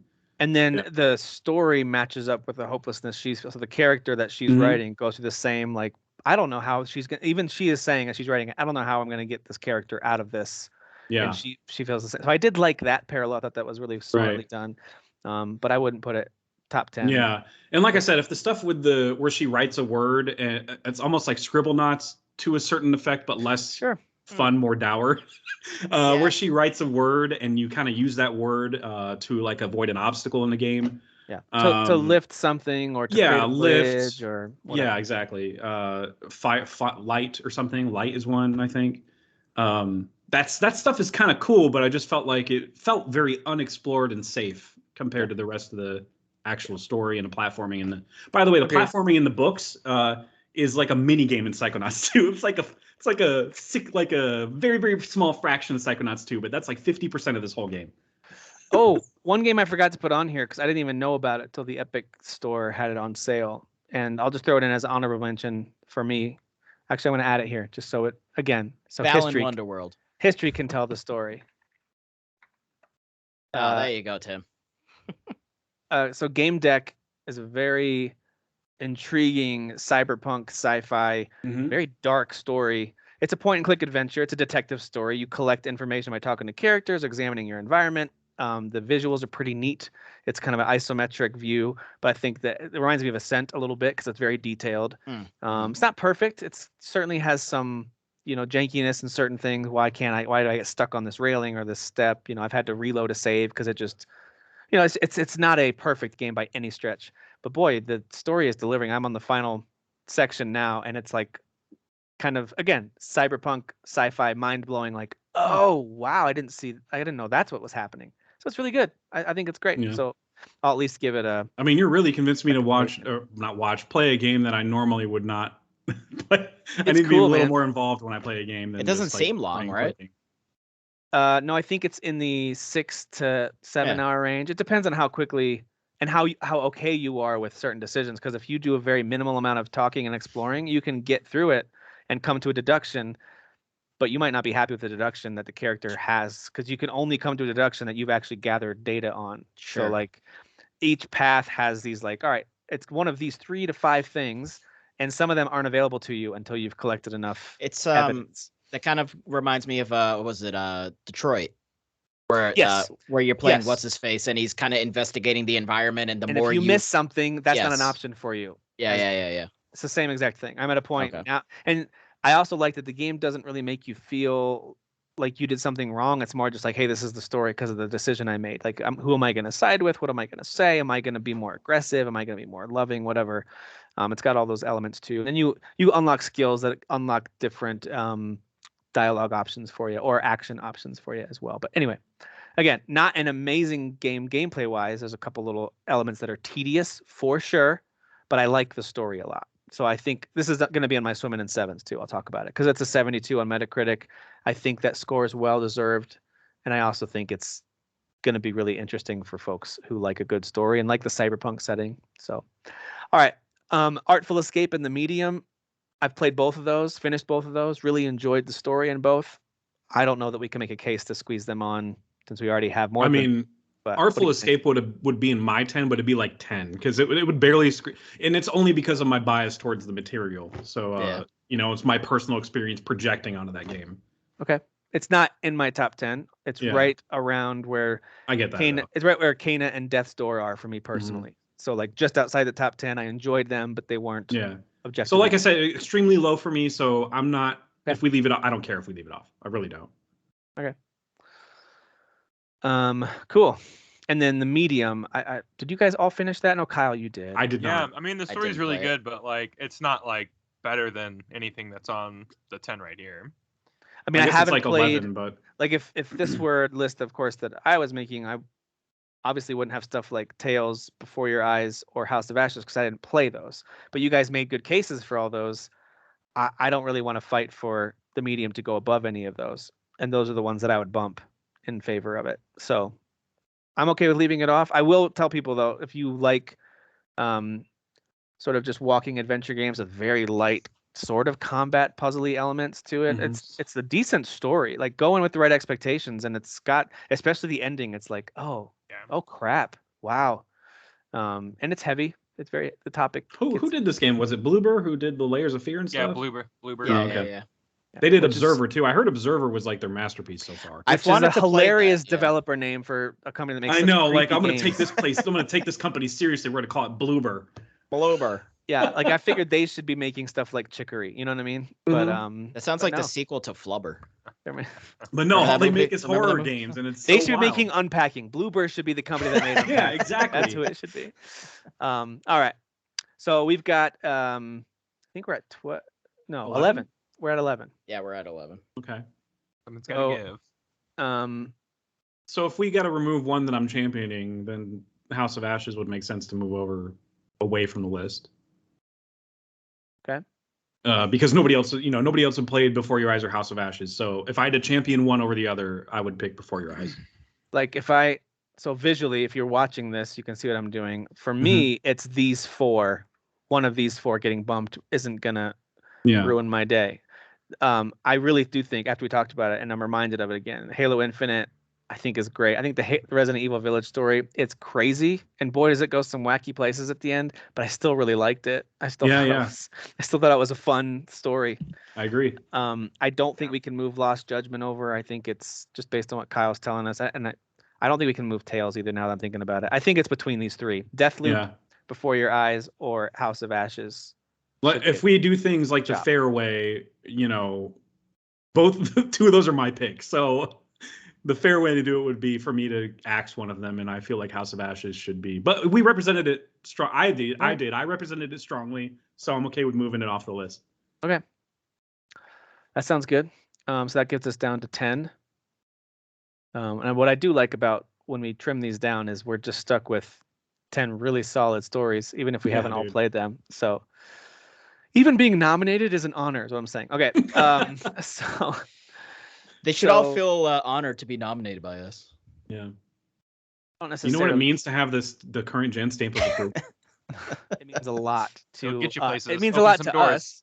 It means a lot to open some doors. Tell them current gen sent you. Hey. Okay, so I don't really have a no-brainer to go to the top group here, but we can just kind of start working our way up. I kind of do. I feel like we all kind of have separate lists, if I'm going to be honest. Yeah. This is going to be a real rough list. For sure. Yeah, for me personally, this isn't like a spoiler or anything because we're not like revealing our personal lists, but we've got 3.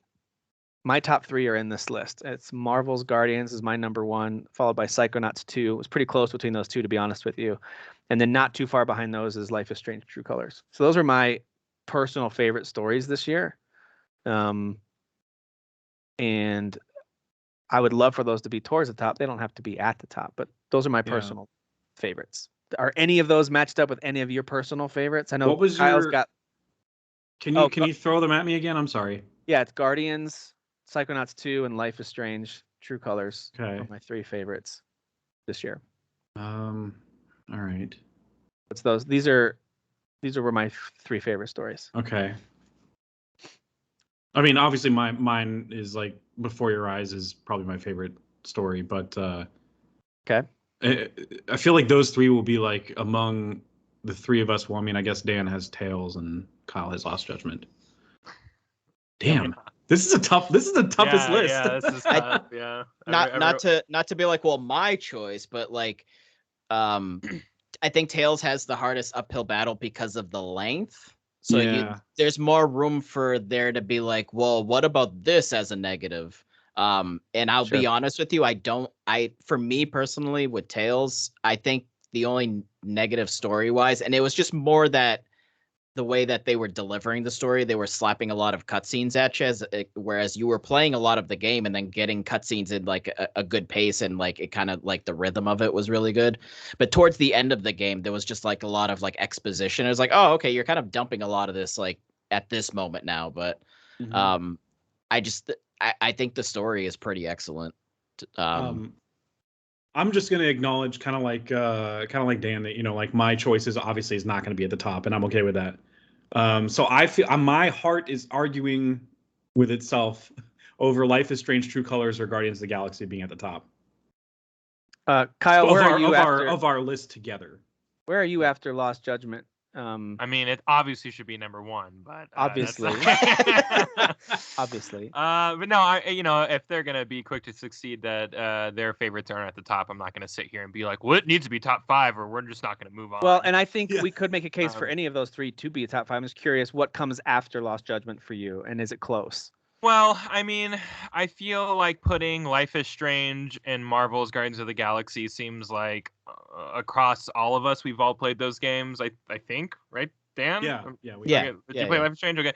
And Guardians of the Galaxy, and we all came away liking those. So like, I wouldn't hate those 2 being at the top, and then we kind of maybe start going down the list. So from there, maybe, I don't know. My top 3 are Guardians, Resident Evil, and Tales. So Okay. I mean, we all seem to really like Guardians as an option up top there. So Yeah, I mean, it sounds like Guardians will probably be. Man, this is probably how it won the award. Everybody was like, what can we collectively agree on? Jeez. Yeah, exactly. All right, so it sounds like, and I, this is not asking anyone to concede anything. Everyone really did enjoy the story of Guardians and Life is Strange. Surprising, yes. I think I'm comfortable saying it's a.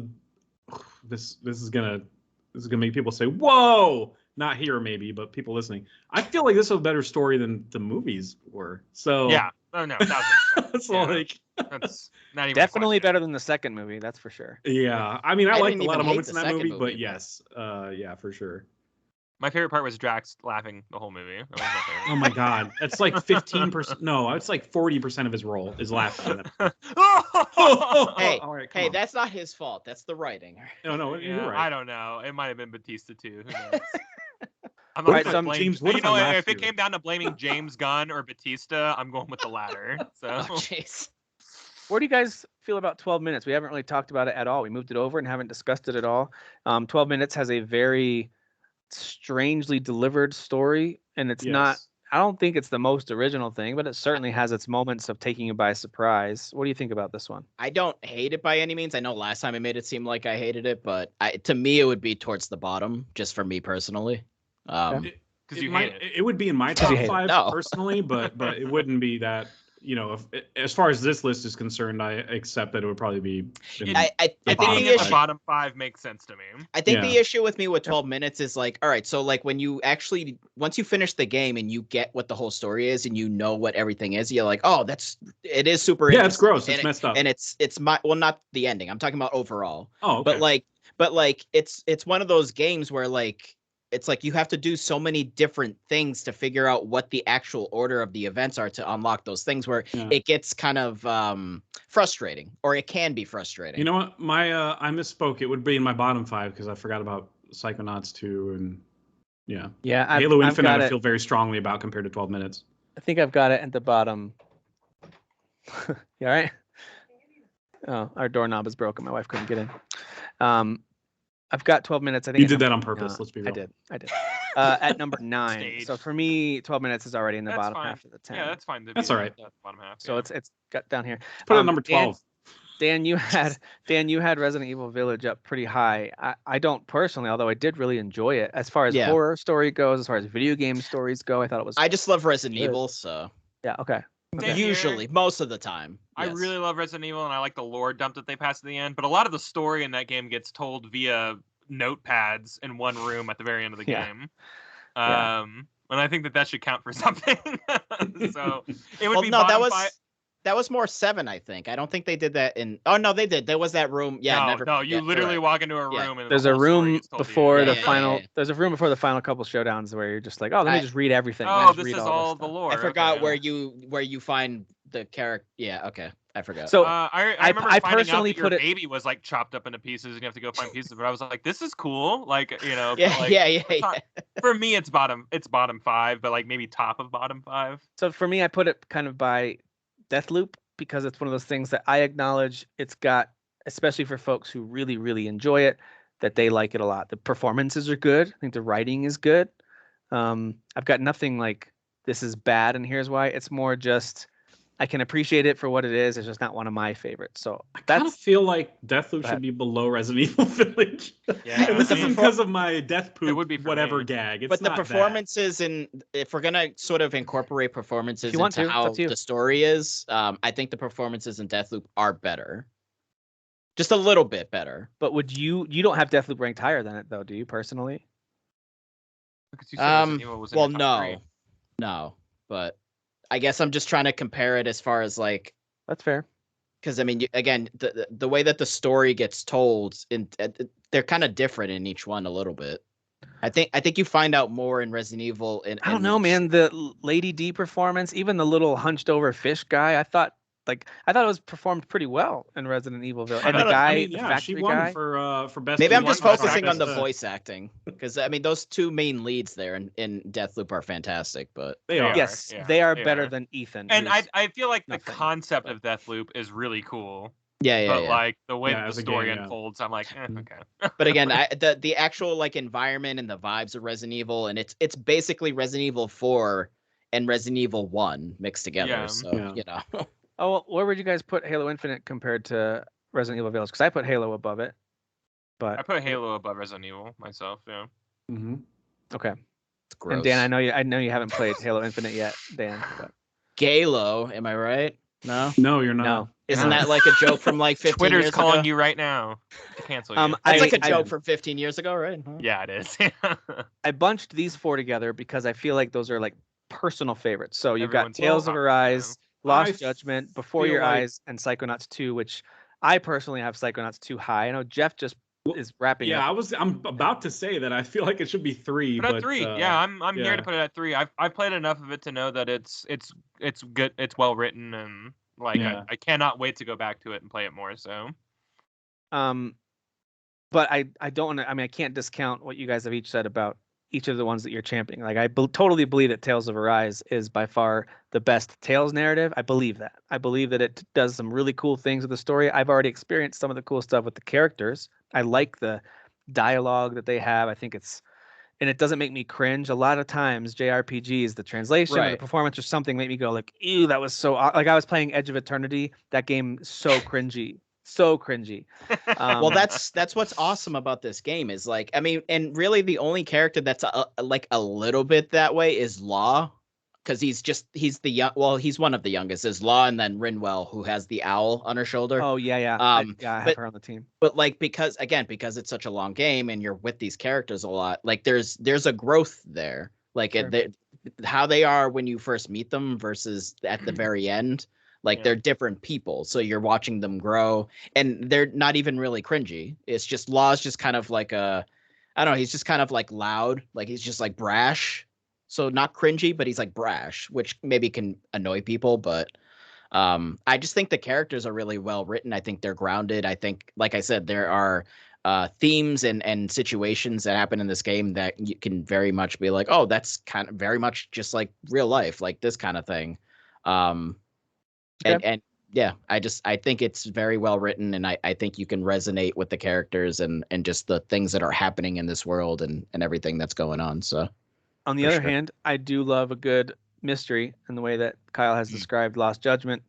yeah. Yeah, Sounds when like when those games get to the meat of the case, it's really good. so with Tales of Arise, it's like, hey, that game's too long. And with Lost Judgment, it's like, hey, they make you beat up kids for a little while, and then once you get past, beat up, you get to. I mean, they deserve it. game's They're big, about too. the game's about bullying, and you do your fair share Yeah. of it. hey, so- no one can judge. We all cheered on Johnny from Cobra Kai while he beat up teenagers at the Yeah. beginning of that show. Okay, Oh we my all God, loved dude. it. Yes. You know, those shitty kids deserved We it. all loved it. so- Yeah, best we all loved kids it. do best deserve character it. in television right there. Shitty kids do deserve it. That's though. this is a tough one between these three, and then Before Your Eyes, of course, does sound like an emotional ride. So to me, it's like if there was a way It to have a sounds tie. like Lost Judgment's the best out of those three. I don't know. I'm being unbiased right now. You know what, Kyle? You can have it. It's right above Tails. Honestly, All right? yeah, you might. Well, I would argue Tails should be third because the length thing you keep talking about. Good God, it's like an 80, 90-hour game or some crap. It's the I mean, only reason like I get scared about like even It's- considering going back to that game. I'm like, I- how much longer do I have? I think if you don't do like any of the side stuff, which is not too much of, it's probably like about 50, 60 hours. Yeah. So, 50 I could do. Yeah. Before Your Eyes is 2 hours, guys. That's a movie experience. The story's right there. That means right there movie for means you. cinematic, And it can be pacing. faster because you can just blink through the entire thing. Yeah. I don't know. I'm willing to say that that's after Lost Judgment, as long as we say Lost Judgment's number one. Jeff, I will. Yes, Jeff stamp of approval. Lost Judgment should be at the top of our 3 personal favorites. Jeff, where would you put Halo Infinite compared to Before Your Eyes? Oh, well, that's beneath. I mean, Before Your Eyes is my preferred story, so Got it. Halo Okay. Infinite would be beneath it. Got it. Okay. But, I can't really make a judgment call on Lost Judgment or Before Your Eyes because I haven't played either one. Tales of Arise, I'm happy at 4 and I'm happy at 6, so I don't have a strong preference. Dan, last call before we just do alphabetical with these bad boys. Well, Psychonauts, did we all say that Psychonauts feels pretty good at 3? Or I feel like Psychonauts should be. Yeah, I'm Yeah. so far in the story and I've had all the big reveals happen that I'm like, oh, this story is super creative, dude. Yeah. so we could do that if you'd like. It was I'm my very happy second with favorite one of the year. Psychonauts. I did not expect Psychonauts to also make me feel feelings because it does. Hmm. There's moments where you're like, dude, this Not is there's a sad love story thing going on. There's some alcoholism going on at one point. It's just like, holy crap. These guys got real problems. The game just frames it as like each zany level is like a metaphor for something they're dealing with, something very serious that they're dealing with. It's like, hey, attach this emotion to addiction. Yeah. It's like, oh my gosh, that's a little dude. heavy. Yeah. And that is story stuff. The stuff where you're attaching thoughts to each other, like that's in the writing. That's story. So like that game is just I might even like it more than Life is Strange at this point. But Life is Strange I beat though, so I can't really you know, in full throated as the gays say. I can't, wait, so no, they don't say that. I'm sorry. Whoa. so Life is Strange, that's definitely 2. I don't even remember us moving it. No, these are just in the top 3, I think. Okay. And okay, so for these 3, we just got to do our votes like Derek suggested. So based on everything you guys have said and my experience with them, I'm putting, so we'll give a point system. So 3 points for number 1, 2 points for 2, and then 1 point for your third place. So I'm going to go Lost Judgment at 1, Tales of Arise at 2, Before Your Eyes at 3. Jeff? Oh, well, Before Your Eyes at 1, obviously. And then Lost Judgment at 2 and Tales of Arise at -9. There you go. Dan? -9. Did you hear what I said? -9. Dan? -69. If you're gonna do 9, add a 6 in there. So Tales number 1, and then Lost Judgment 2, and Before Your Eyes 3. Although I do believe Jeff saying that it is excellent. And then Kyle? Lost Judgment I'll take at number 1, Before Your Eyes at number 2, Tales at number 3. And just strictly because of length. I think 2 hours to get like a really good story is God damn it, Kyle. the definition of story. Oh, right, man. so- of course they're tied. Yeah, of course they're tied. So Lost Oh, Judgment, man. let's get rid of these numbers. So we just have to go based on Metacritic. Someone look it up for me real quick. Which is higher, Tales of Arise or Before Your Eyes? Which one's got a Jeez, higher I swear to Metacritic? God, if they're tied, I'm going to lose it. Let's just, Before Your let's Eyes, just go Metacritic. nobody is rated because no one's heard of it. Hey, man, how dare you? How dare you? Before Your Eyes got 77, only a PC rating. Tales of Arise got way higher, 87, 87, 82, so it's way higher. Okay. You're damn right it is. That's right. That's just because I'm people right. are I not willing want to to play take through that risks on game games. so that's bad why. it hurts, but I I know. just know Kyle, that, like, just do it.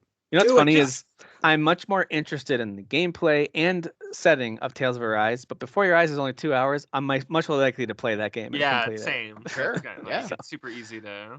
Yeah. I'm But- telling you, the story in Tales of Arise, if you're willing to stick to the I end, hear it's great. Yeah, it's surprisingly good. It's very surprisingly good.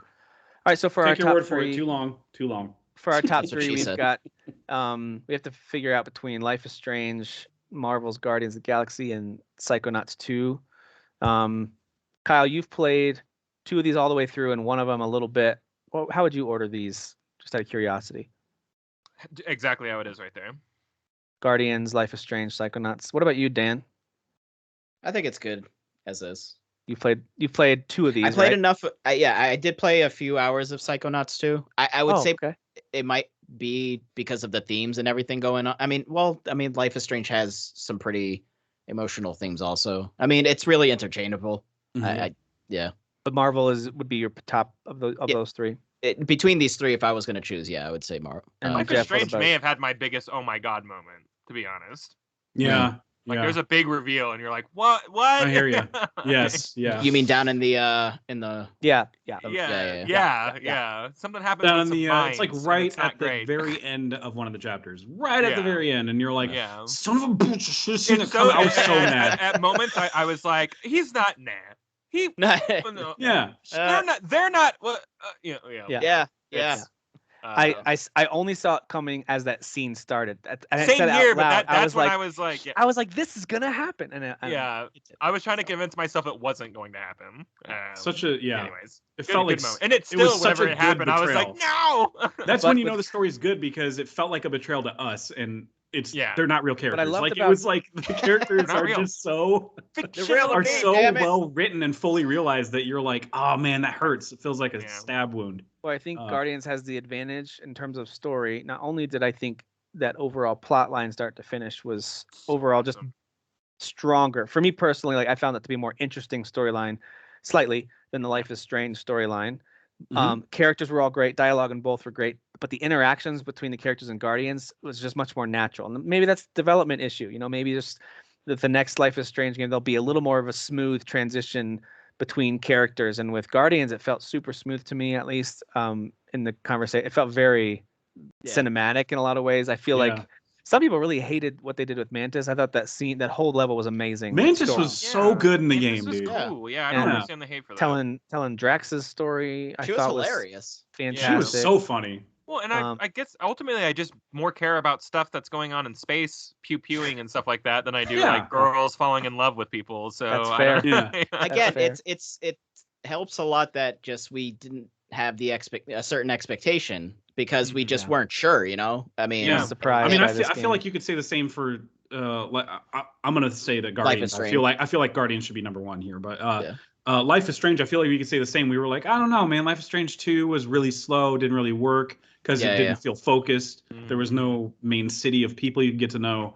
And God, did that deliver, man? It was just a return to form. All three of these had that same thing going where it's like, is this going to be good? I don't know if this is going to be good. Like Psychonauts 2 had a weird development cycle and it kept it took a while, right? That's true. Yeah, they announced it like it was like, I don't know about this one. And I don't know. Maybe it'll deliver. Life is Strange, like you just said. Marvel's was like, nope, Avengers sucked. This is going to suck, but okay. Like, well, I guess we'll play it.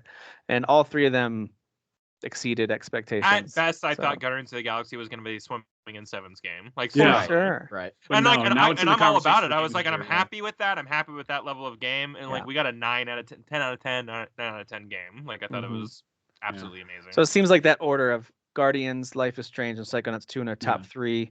And if I had beaten Psychonauts, I probably would be in the Psychonauts is better than Life is Strange camp. But I don't know. Sorry. Nope. Sorry.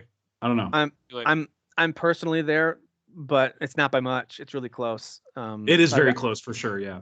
Because I mean, Life is Strange had no business entertaining me and capturing me like it did. Like I thought it was gonna. It was kind of the butt of the joke for a while. Like when we heard the concept and everything, and how serious your powers they were are advertising really the game. Like, it was like, this is stupid.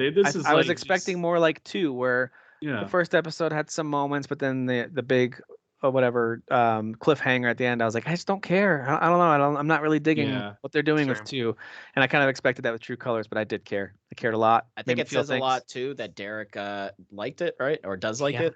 I think he did. Yeah. So all right, so and then we've got he would be so mad at Deathloop's placement here. Lost Judgment, Tales of Arise, Before Your Eyes, Halo Infinite. Deathloop didn't really have anyone to truly champion. I know, Dan, I thought you gave us a good case to get it on the list at all, to be honest with you. And then, but I feel like I've played enough of it, even though I don't know the quote unquote big reveals, although I have had some stuff spoiled for me. I haven't said that, but I have had some pretty major stuff of Deathloop spoiled, stumbled across some conversations I shouldn't have, like, crap. So I kind of do know. And maybe that's ruined it for me, but even kind of knowing some of here's what's really happening, I'm still kind of like. I hear the ending sucks too, so like. Well, it's because you basically have 3 choices, and it's just kind of like it just ends, and like the scene happens, and stories it's not just don't end, like they conclude. So yeah, I just like that would like, even if I love the game all the way through, if the end like stumbled, I would like that would be major points off. It's just nothing like kind of like cool or like shocking or interesting happens. It's just like, oh, all right, sure, okay. Now the only thing that I'm wondering here is, before we kind of say here's our final best story top 10, Dan, you had Resident Evil Village quite high, and we stuck it down here at 8. How do you feel about that? Below, for example, you haven't played Halo Infinite yet, but below Tales of Arise, you okay with that or no? Yeah, no, okay. That's okay. Cool. I think it's a good top 10. I mean, obviously it's a shared list, so it's hard to really always land at something that everyone's super happy with. But might have been the toughest.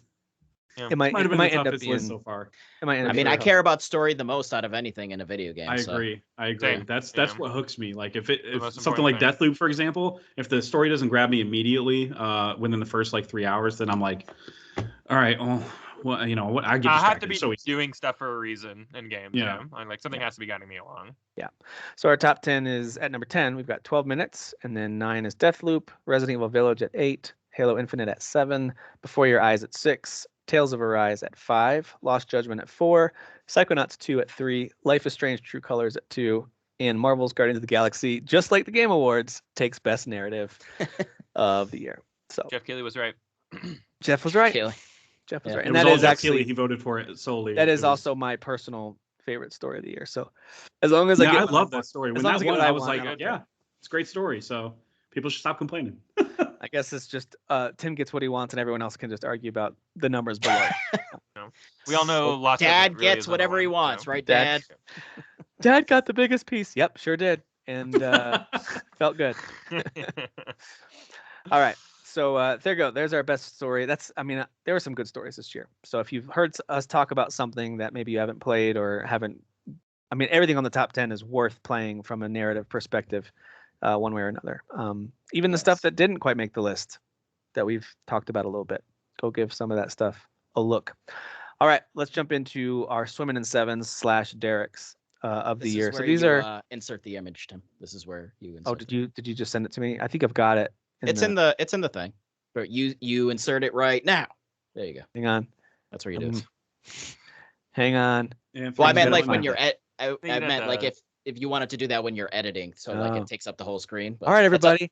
Here's Swimming in Sevens / Derek's. There you go. There's your big intro. Good job, Dan. Thank you. Good job, Dan. I get really bored. I Photoshop a lot. Oh, there it is. There you go. Well, that's like this. Yeah, that's like the square of it, right? How's it squared? I don't know. It's full picture for me. Just a preview. Okay. I think if you bring up chat, then it'll show you the whole thing. Chat. Yeah. All right. So I'll go first. Here are some of my favorites that were, whether they were critically not received as well as others, or maybe just me personally, I had them below my top 10, but boy, did I really enjoy them. Maybe it's guilty pleasures, that kind of thing. Some stuff that didn't quite make my Swimming in Sevens list stuff. And if you guys have these, feel free to talk about them. I won't say much about them, but The Medium, Tribes of Midgard, Into the Pit, Back for Blood, all games that fell in the pit. Sorry, Tim. Exactly. All games that didn't get incredible reviews, but had the right audience for, and so but they didn't make my top 5. My top 5, number 5 is Evil Genius 2, World Domination. That game is really fun, and it got rated in the 70s for a good reason. It's not the best kind of base management sim or city management sim by any stretch, but it's charming, it's fun, it's very easy to control. It's, if you wanted to be Gru or one of the bad guys from The Incredibles, it's kind of that vibe. And I think it's a good fun game if you like simulation games. I don't think it controls great on the Xbox. We tried it on there. I just don't like controller controls for these games. Highly recommend. They're usually tricky, yeah. Experience. Number 4 for me, this is as sevens as it gets. This is as mediocre as it gets, is Lawn Mowing Simulator. Oh, yeah. Hey, that even getting in the 70s is a triumph. So. This game is hilarious, and it's exactly what it sounds like. I'm surprised it didn't win Best Narrative, honestly, for me. But can we can change that. We can. You start a yard company, and you hire people, you train them, you buy lawnmowers, you upgrade them, and you go mow lawns. at parks, at houses, businesses. You go mow. That's what you do. Okay. So, and that's exactly what it is. You make money and you buy more warehouses, buy more mowers. That's all it is. Oh my gosh, I don't know why. I listened to podcasts while I played this game for a few hours. I was like, what is wrong with me? Tim, don't let your dreams be dreams. I think it's because I live in Colorado and we don't have a yard of any kind. And so maybe I just miss mowing from the Midwest. I don't know what it is. I do like mowing in real life. I just don't mow anymore. I don't need to. Everything's dirt and cactuses. All right. Number 3 is Solar Ash, which also ranked in the 70s, but I think is quite a good game, even from what I've played. No, I haven't gotten far enough into the second area, Jeff, for it to really make me love it yet. But for me, it's very high quality. Got, like, 8s and stuff, so I kept it off this. But I think it's. You guys can double check. I thought I saw it in the 70s. It might have bumped up since then. But for me, at least, it kind of qualifies because it wasn't on my top 10. Yeah, some of this list is about feeling too. Yeah, it didn't make my top 10, but I do, from what I've played, I do like it a lot. Number 2 is Game Deck, which I just talked about. It's that point-and-click adventure, sci-fi, cyberpunk game. Really fun. I don't know if it's necessarily worth the full price for everyone to play. Maybe when you see it on sale, or if it's a free game on Epic Store, or if it ever comes to consoles or something, it's worth a try. I think it's great. I think it's a great game. And then number 1 for me is 12 Minutes, which did land in the 70s there, I think, with the ratings. I don't think it got heralded or anything by all the reviewers out there. But I thought it was creative. It was very inventive. It caught my attention. I was really hooked on it when I played it. I didn't want to stop playing it because I wanted to find out what would happen next and what else I could try. And so there you go. Those are my swimming in 7s. Dan, what about you? So I got 4 of them. Okay. So number 4 is Chris Tales. I was really excited about that one, and unfortunately a bit let down. The artwork was cool, though. Yes, visually, the style of it is really cool. I do like the combat, how it's very sort of like Super Mario RPG or Legends of Dragoon. So you're kind of more interacting with the combat instead of just clicking attack and doing an attack. And the time aspect is really cool too, having the screen sort of divided into past, present, future. But it's clunky, and the way that the story kind of unravels is a bit clunky too. Some of the cutscenes, the audio is super weird. It almost sounds like the voice actors were recording on like some $30 mic or something. It was super odd. Yeah, so unfortunately that wasn't as good as it could have been. But I don't know if it's Kaze and the Wild Masks. I think so. That one I actually just started playing. I was playing with the wife, but we've gotten to a level where it's a bit too hard for her. So it's a tricky game. It's really tricky. Yeah, it is. It is fun, but I think it is averaged in sort of like the mid 70s maybe, and that sounds about right to me. It's like low 80s, but it feels like a 7 game. Yeah. It's just there's nothing like it looks really good. The music's a little boring. There are some decent tracks, but mostly nothing too special. And then like the level design sometimes is like, oh, okay, this is actually doing something interesting. And then other times it is just kind of a lot of moving forward. So nothing too crazy. Echo Generation. I was really excited about this one. The story is just kind of nonsense.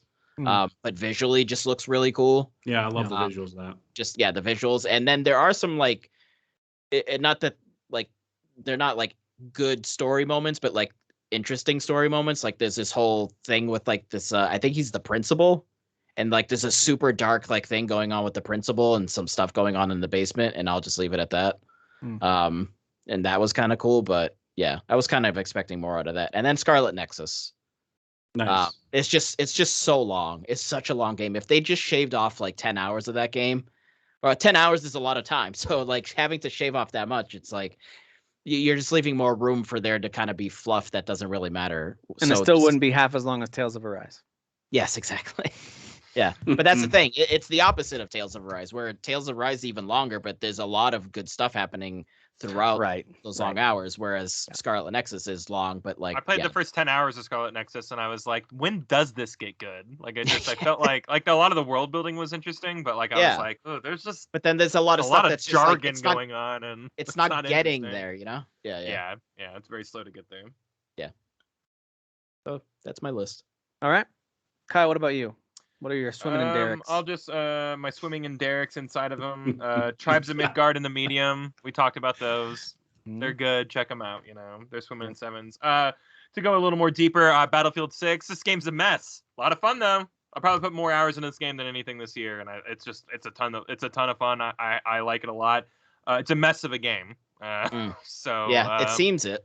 I don't have problems like logging on and playing, but just stuff like not being able to see your own kill death ratio, like just little weird stuff like that. Even like the progression system's kind of bizarre. I don't like playing as like characters because like you see like 10 of you on the other person's team. Yes, and it's just weird. I don't know. I don't really like it.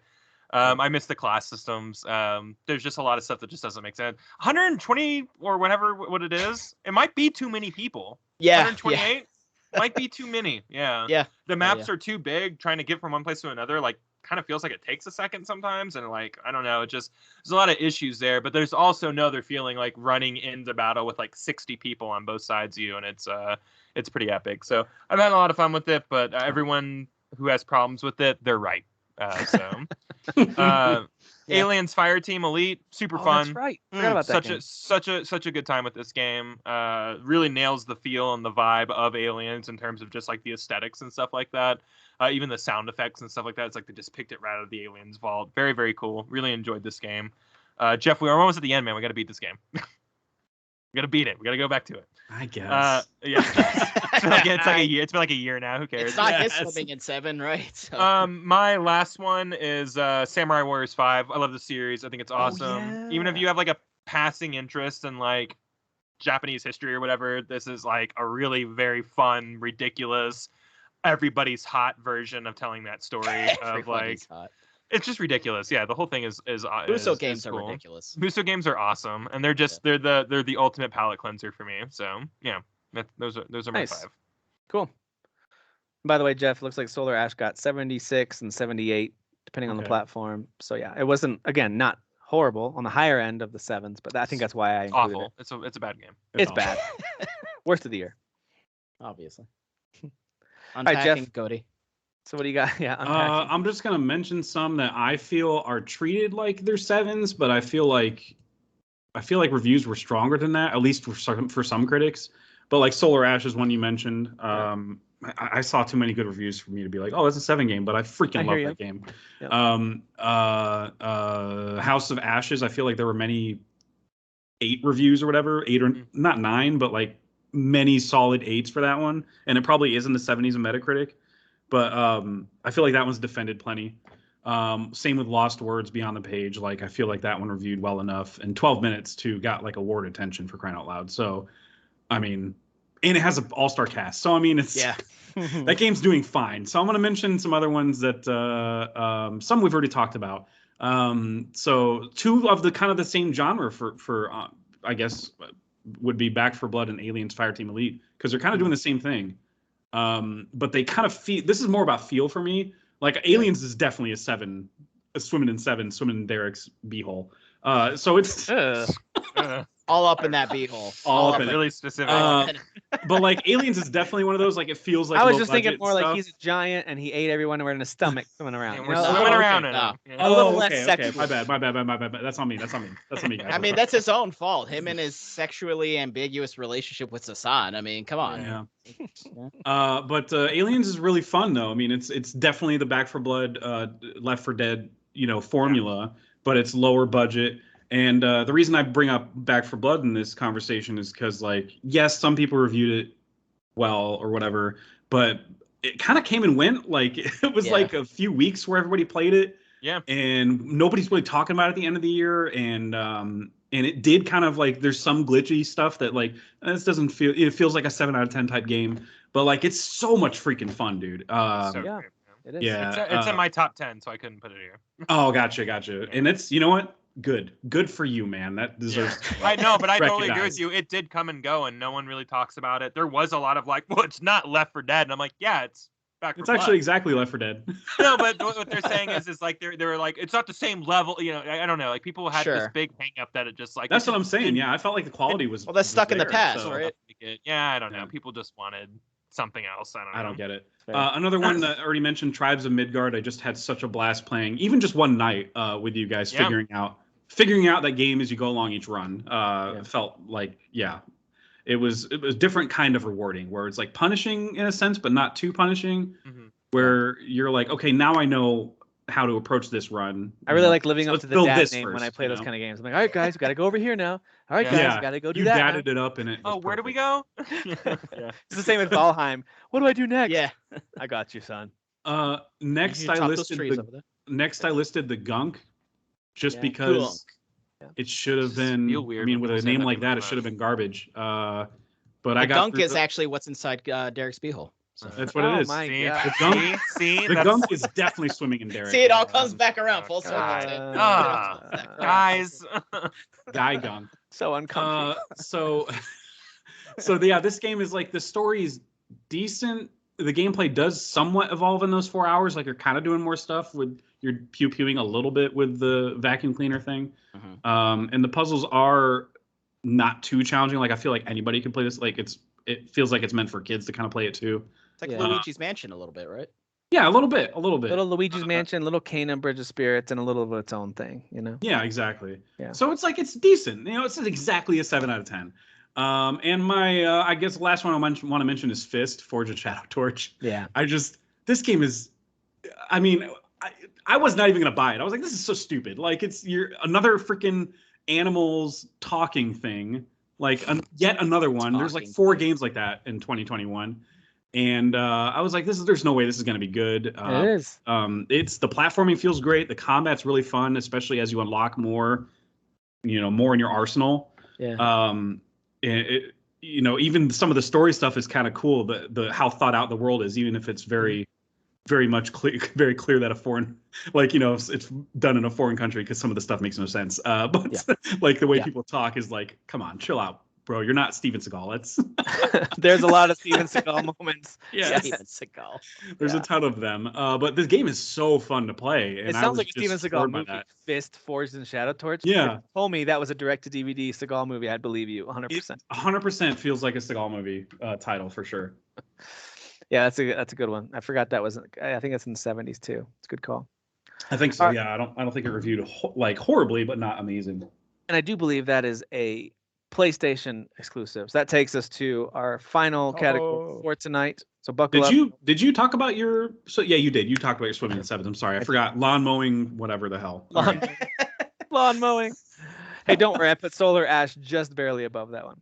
All right. So we've got best Sony PlayStation exclusive. So these get trickier year by year because, for example, when we get to the Xbox exclusives, there are some games that earlier this year were Xbox exclusives. They were on the list. I was wondering where they would rank. Stuff like the Medium is no longer exclusive. It hit the PlayStation consoles. Yeah, it came out in like November or something, right? Early this fall or late summer, early fall.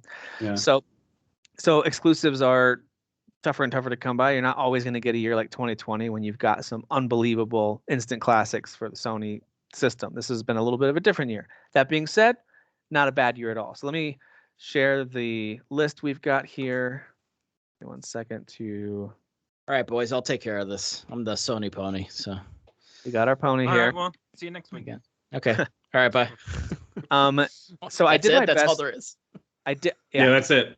I did my best to make sure I included everything that was at least, I guess we could use the word notable. I'm not trying to insult anything that's not listed here, but I think these are all the notable console exclusives to the PlayStation. So what we'll end up doing probably is a top 5 because we've done that. Yeah, before. top 5 spices it up a little bit. Yeah, we've done that before. So what I think I'm going to do is I think I'm going to change this to narrow to 5 because there's not that many.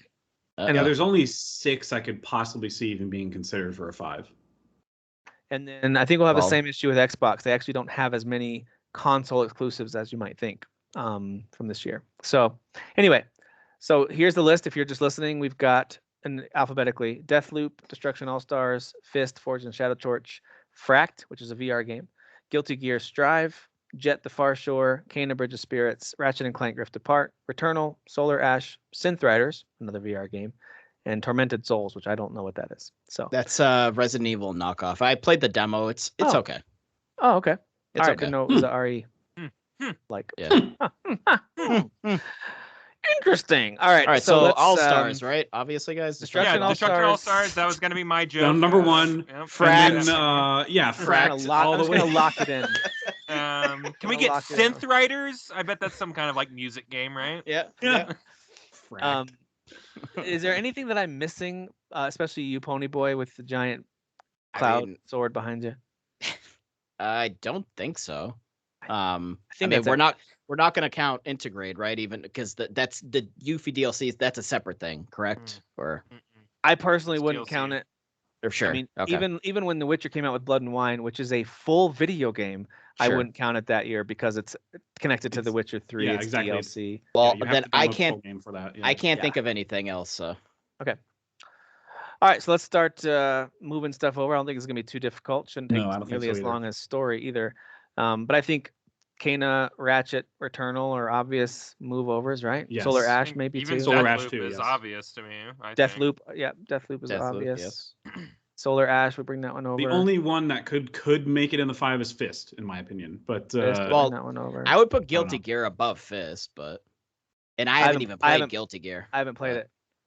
Kyle, you played it, right? Yeah. It's good. I mean, it's a fighting game. You know, I don't know how you fight for that. You know, it's a really solid fighting game by one of the best fighting game developers working right now. So Yeah. Okay. So that makes sense. Those are kind of the ones I expected. I wasn't sure about Guilty Gear. I didn't know if anyone had played it. Okay. So as far as narrowing it to 5, what are the ones that, I mean, for me, the ones that aren't obviously in the list are Guilty Gear and Fist, right? Sure. No? I would say so. Yeah. At least not obvious. I don't know. Maybe it is. Let me move. I mean, I would agree with that, but I have no Guilty Gear experience. I wouldn't put Guilty Gear above any of the ones that are over there, even Solar Ash, which I haven't played. Sure.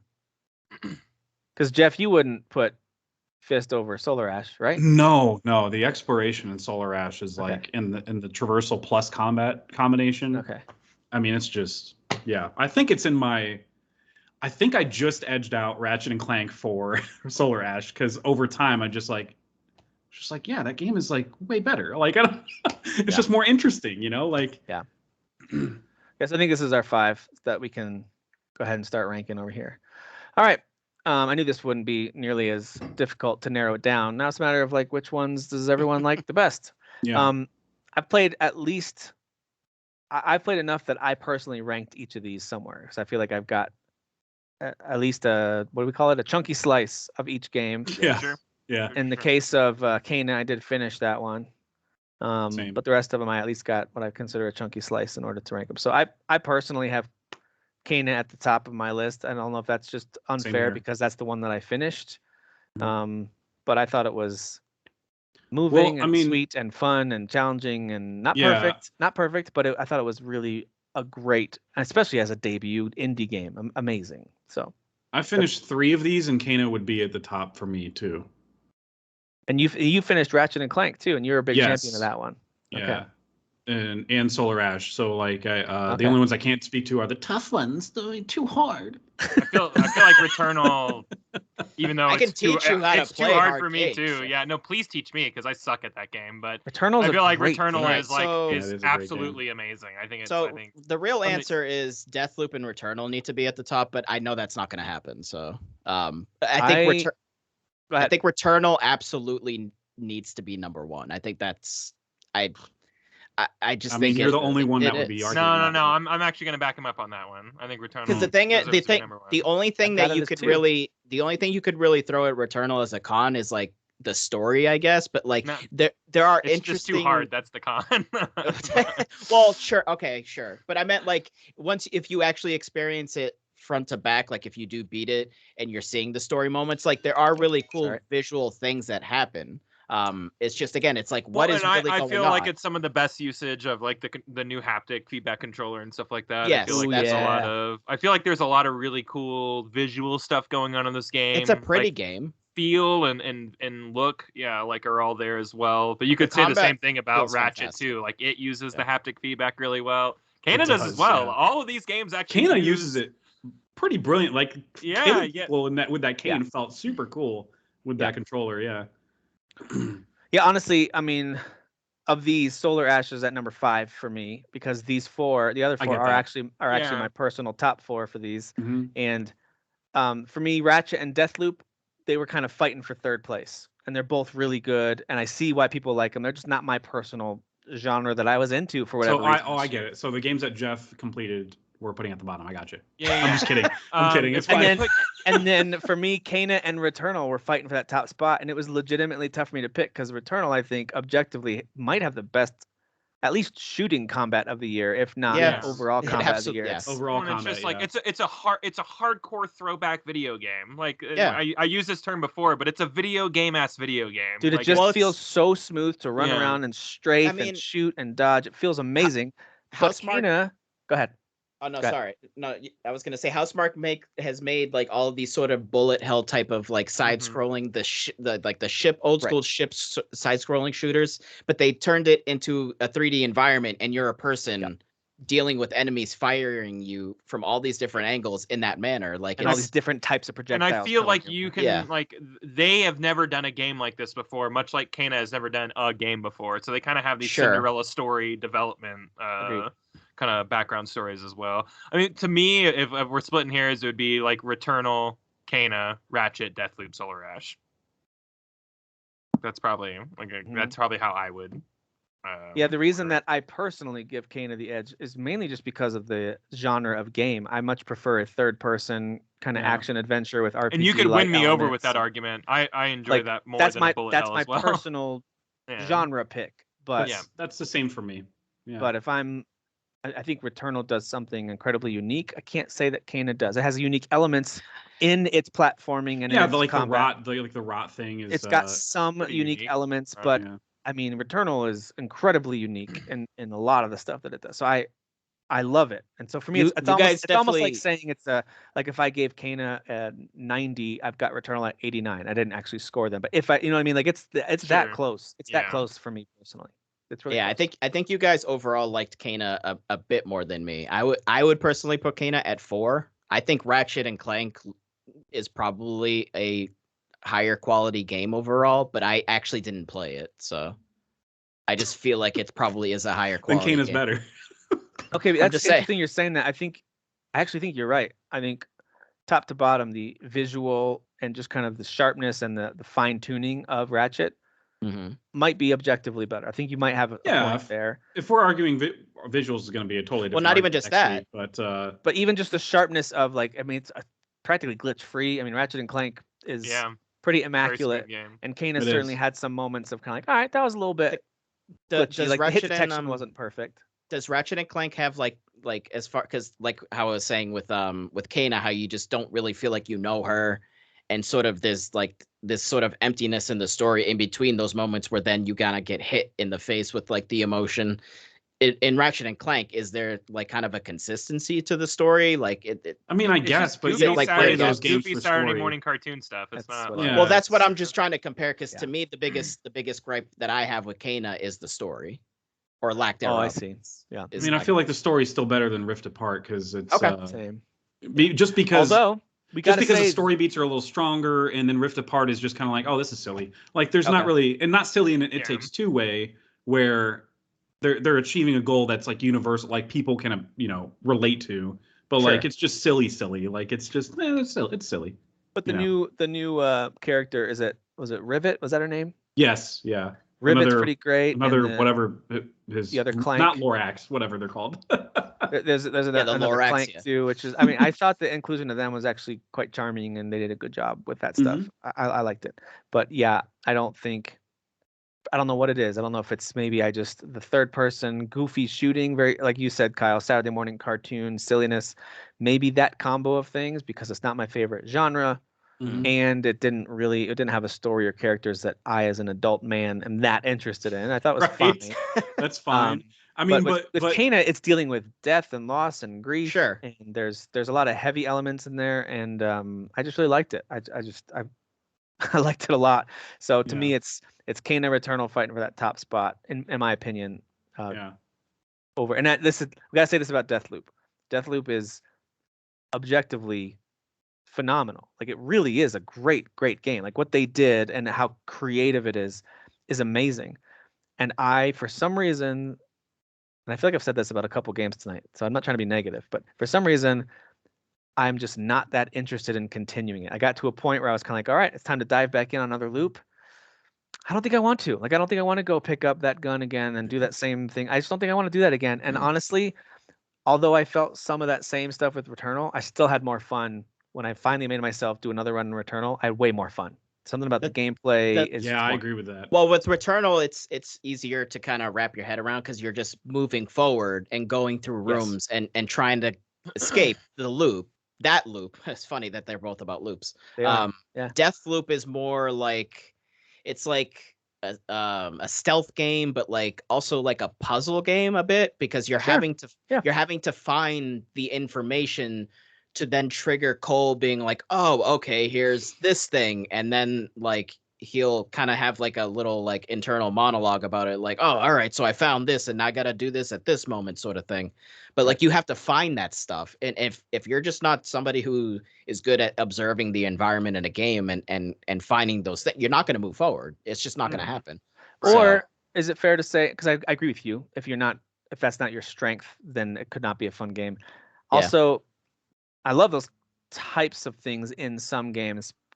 Sure. But I just don't like it in this game. I don't know why. Like I'm playing a detective game that is literally the whole gameplay element is explore the environment, find things to advance. And I'm enjoying that. I'm not enjoying it in this. And I don't know what it is. So it's not a knock that the game is objectively bad. It's not. This is just, for me personally, I've got it a little lower. Well, game deck is its main focus, right? Whereas in Deathloop, it's like a component of moving forward. So Correct.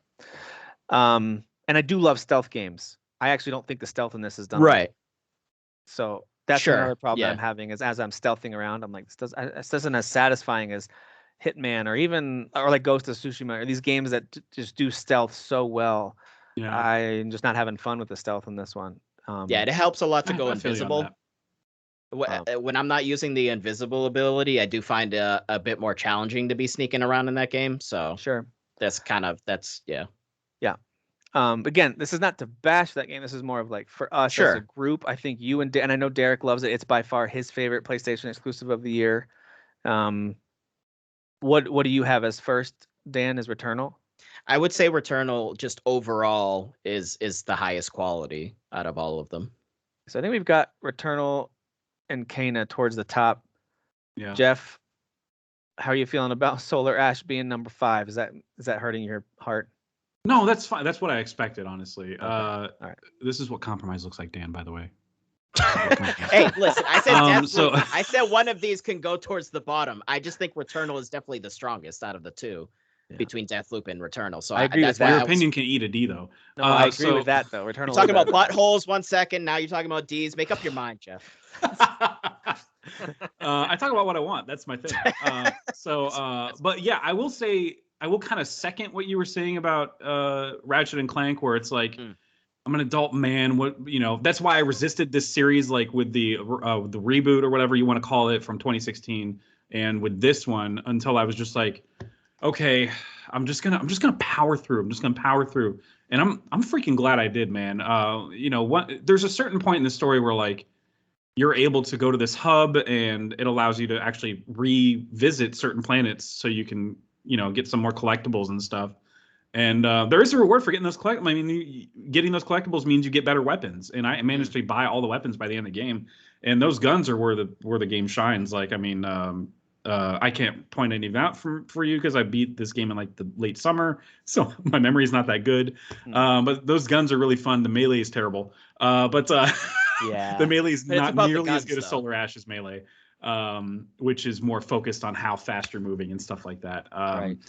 But two different games, obviously. But yeah, in terms of exploration, Solar Ash and Ratchet and Clank are very similar, where the areas are open, but they're not like this is too much or whatever. It's not. What do you think about Ratchet versus Deathloop? The placement of those two.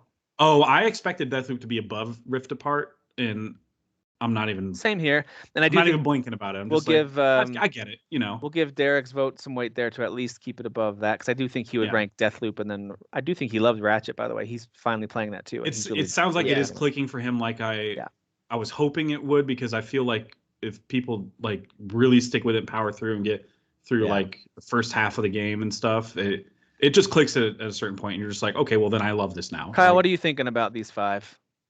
I mean, that order there actually is about probably how I would have it.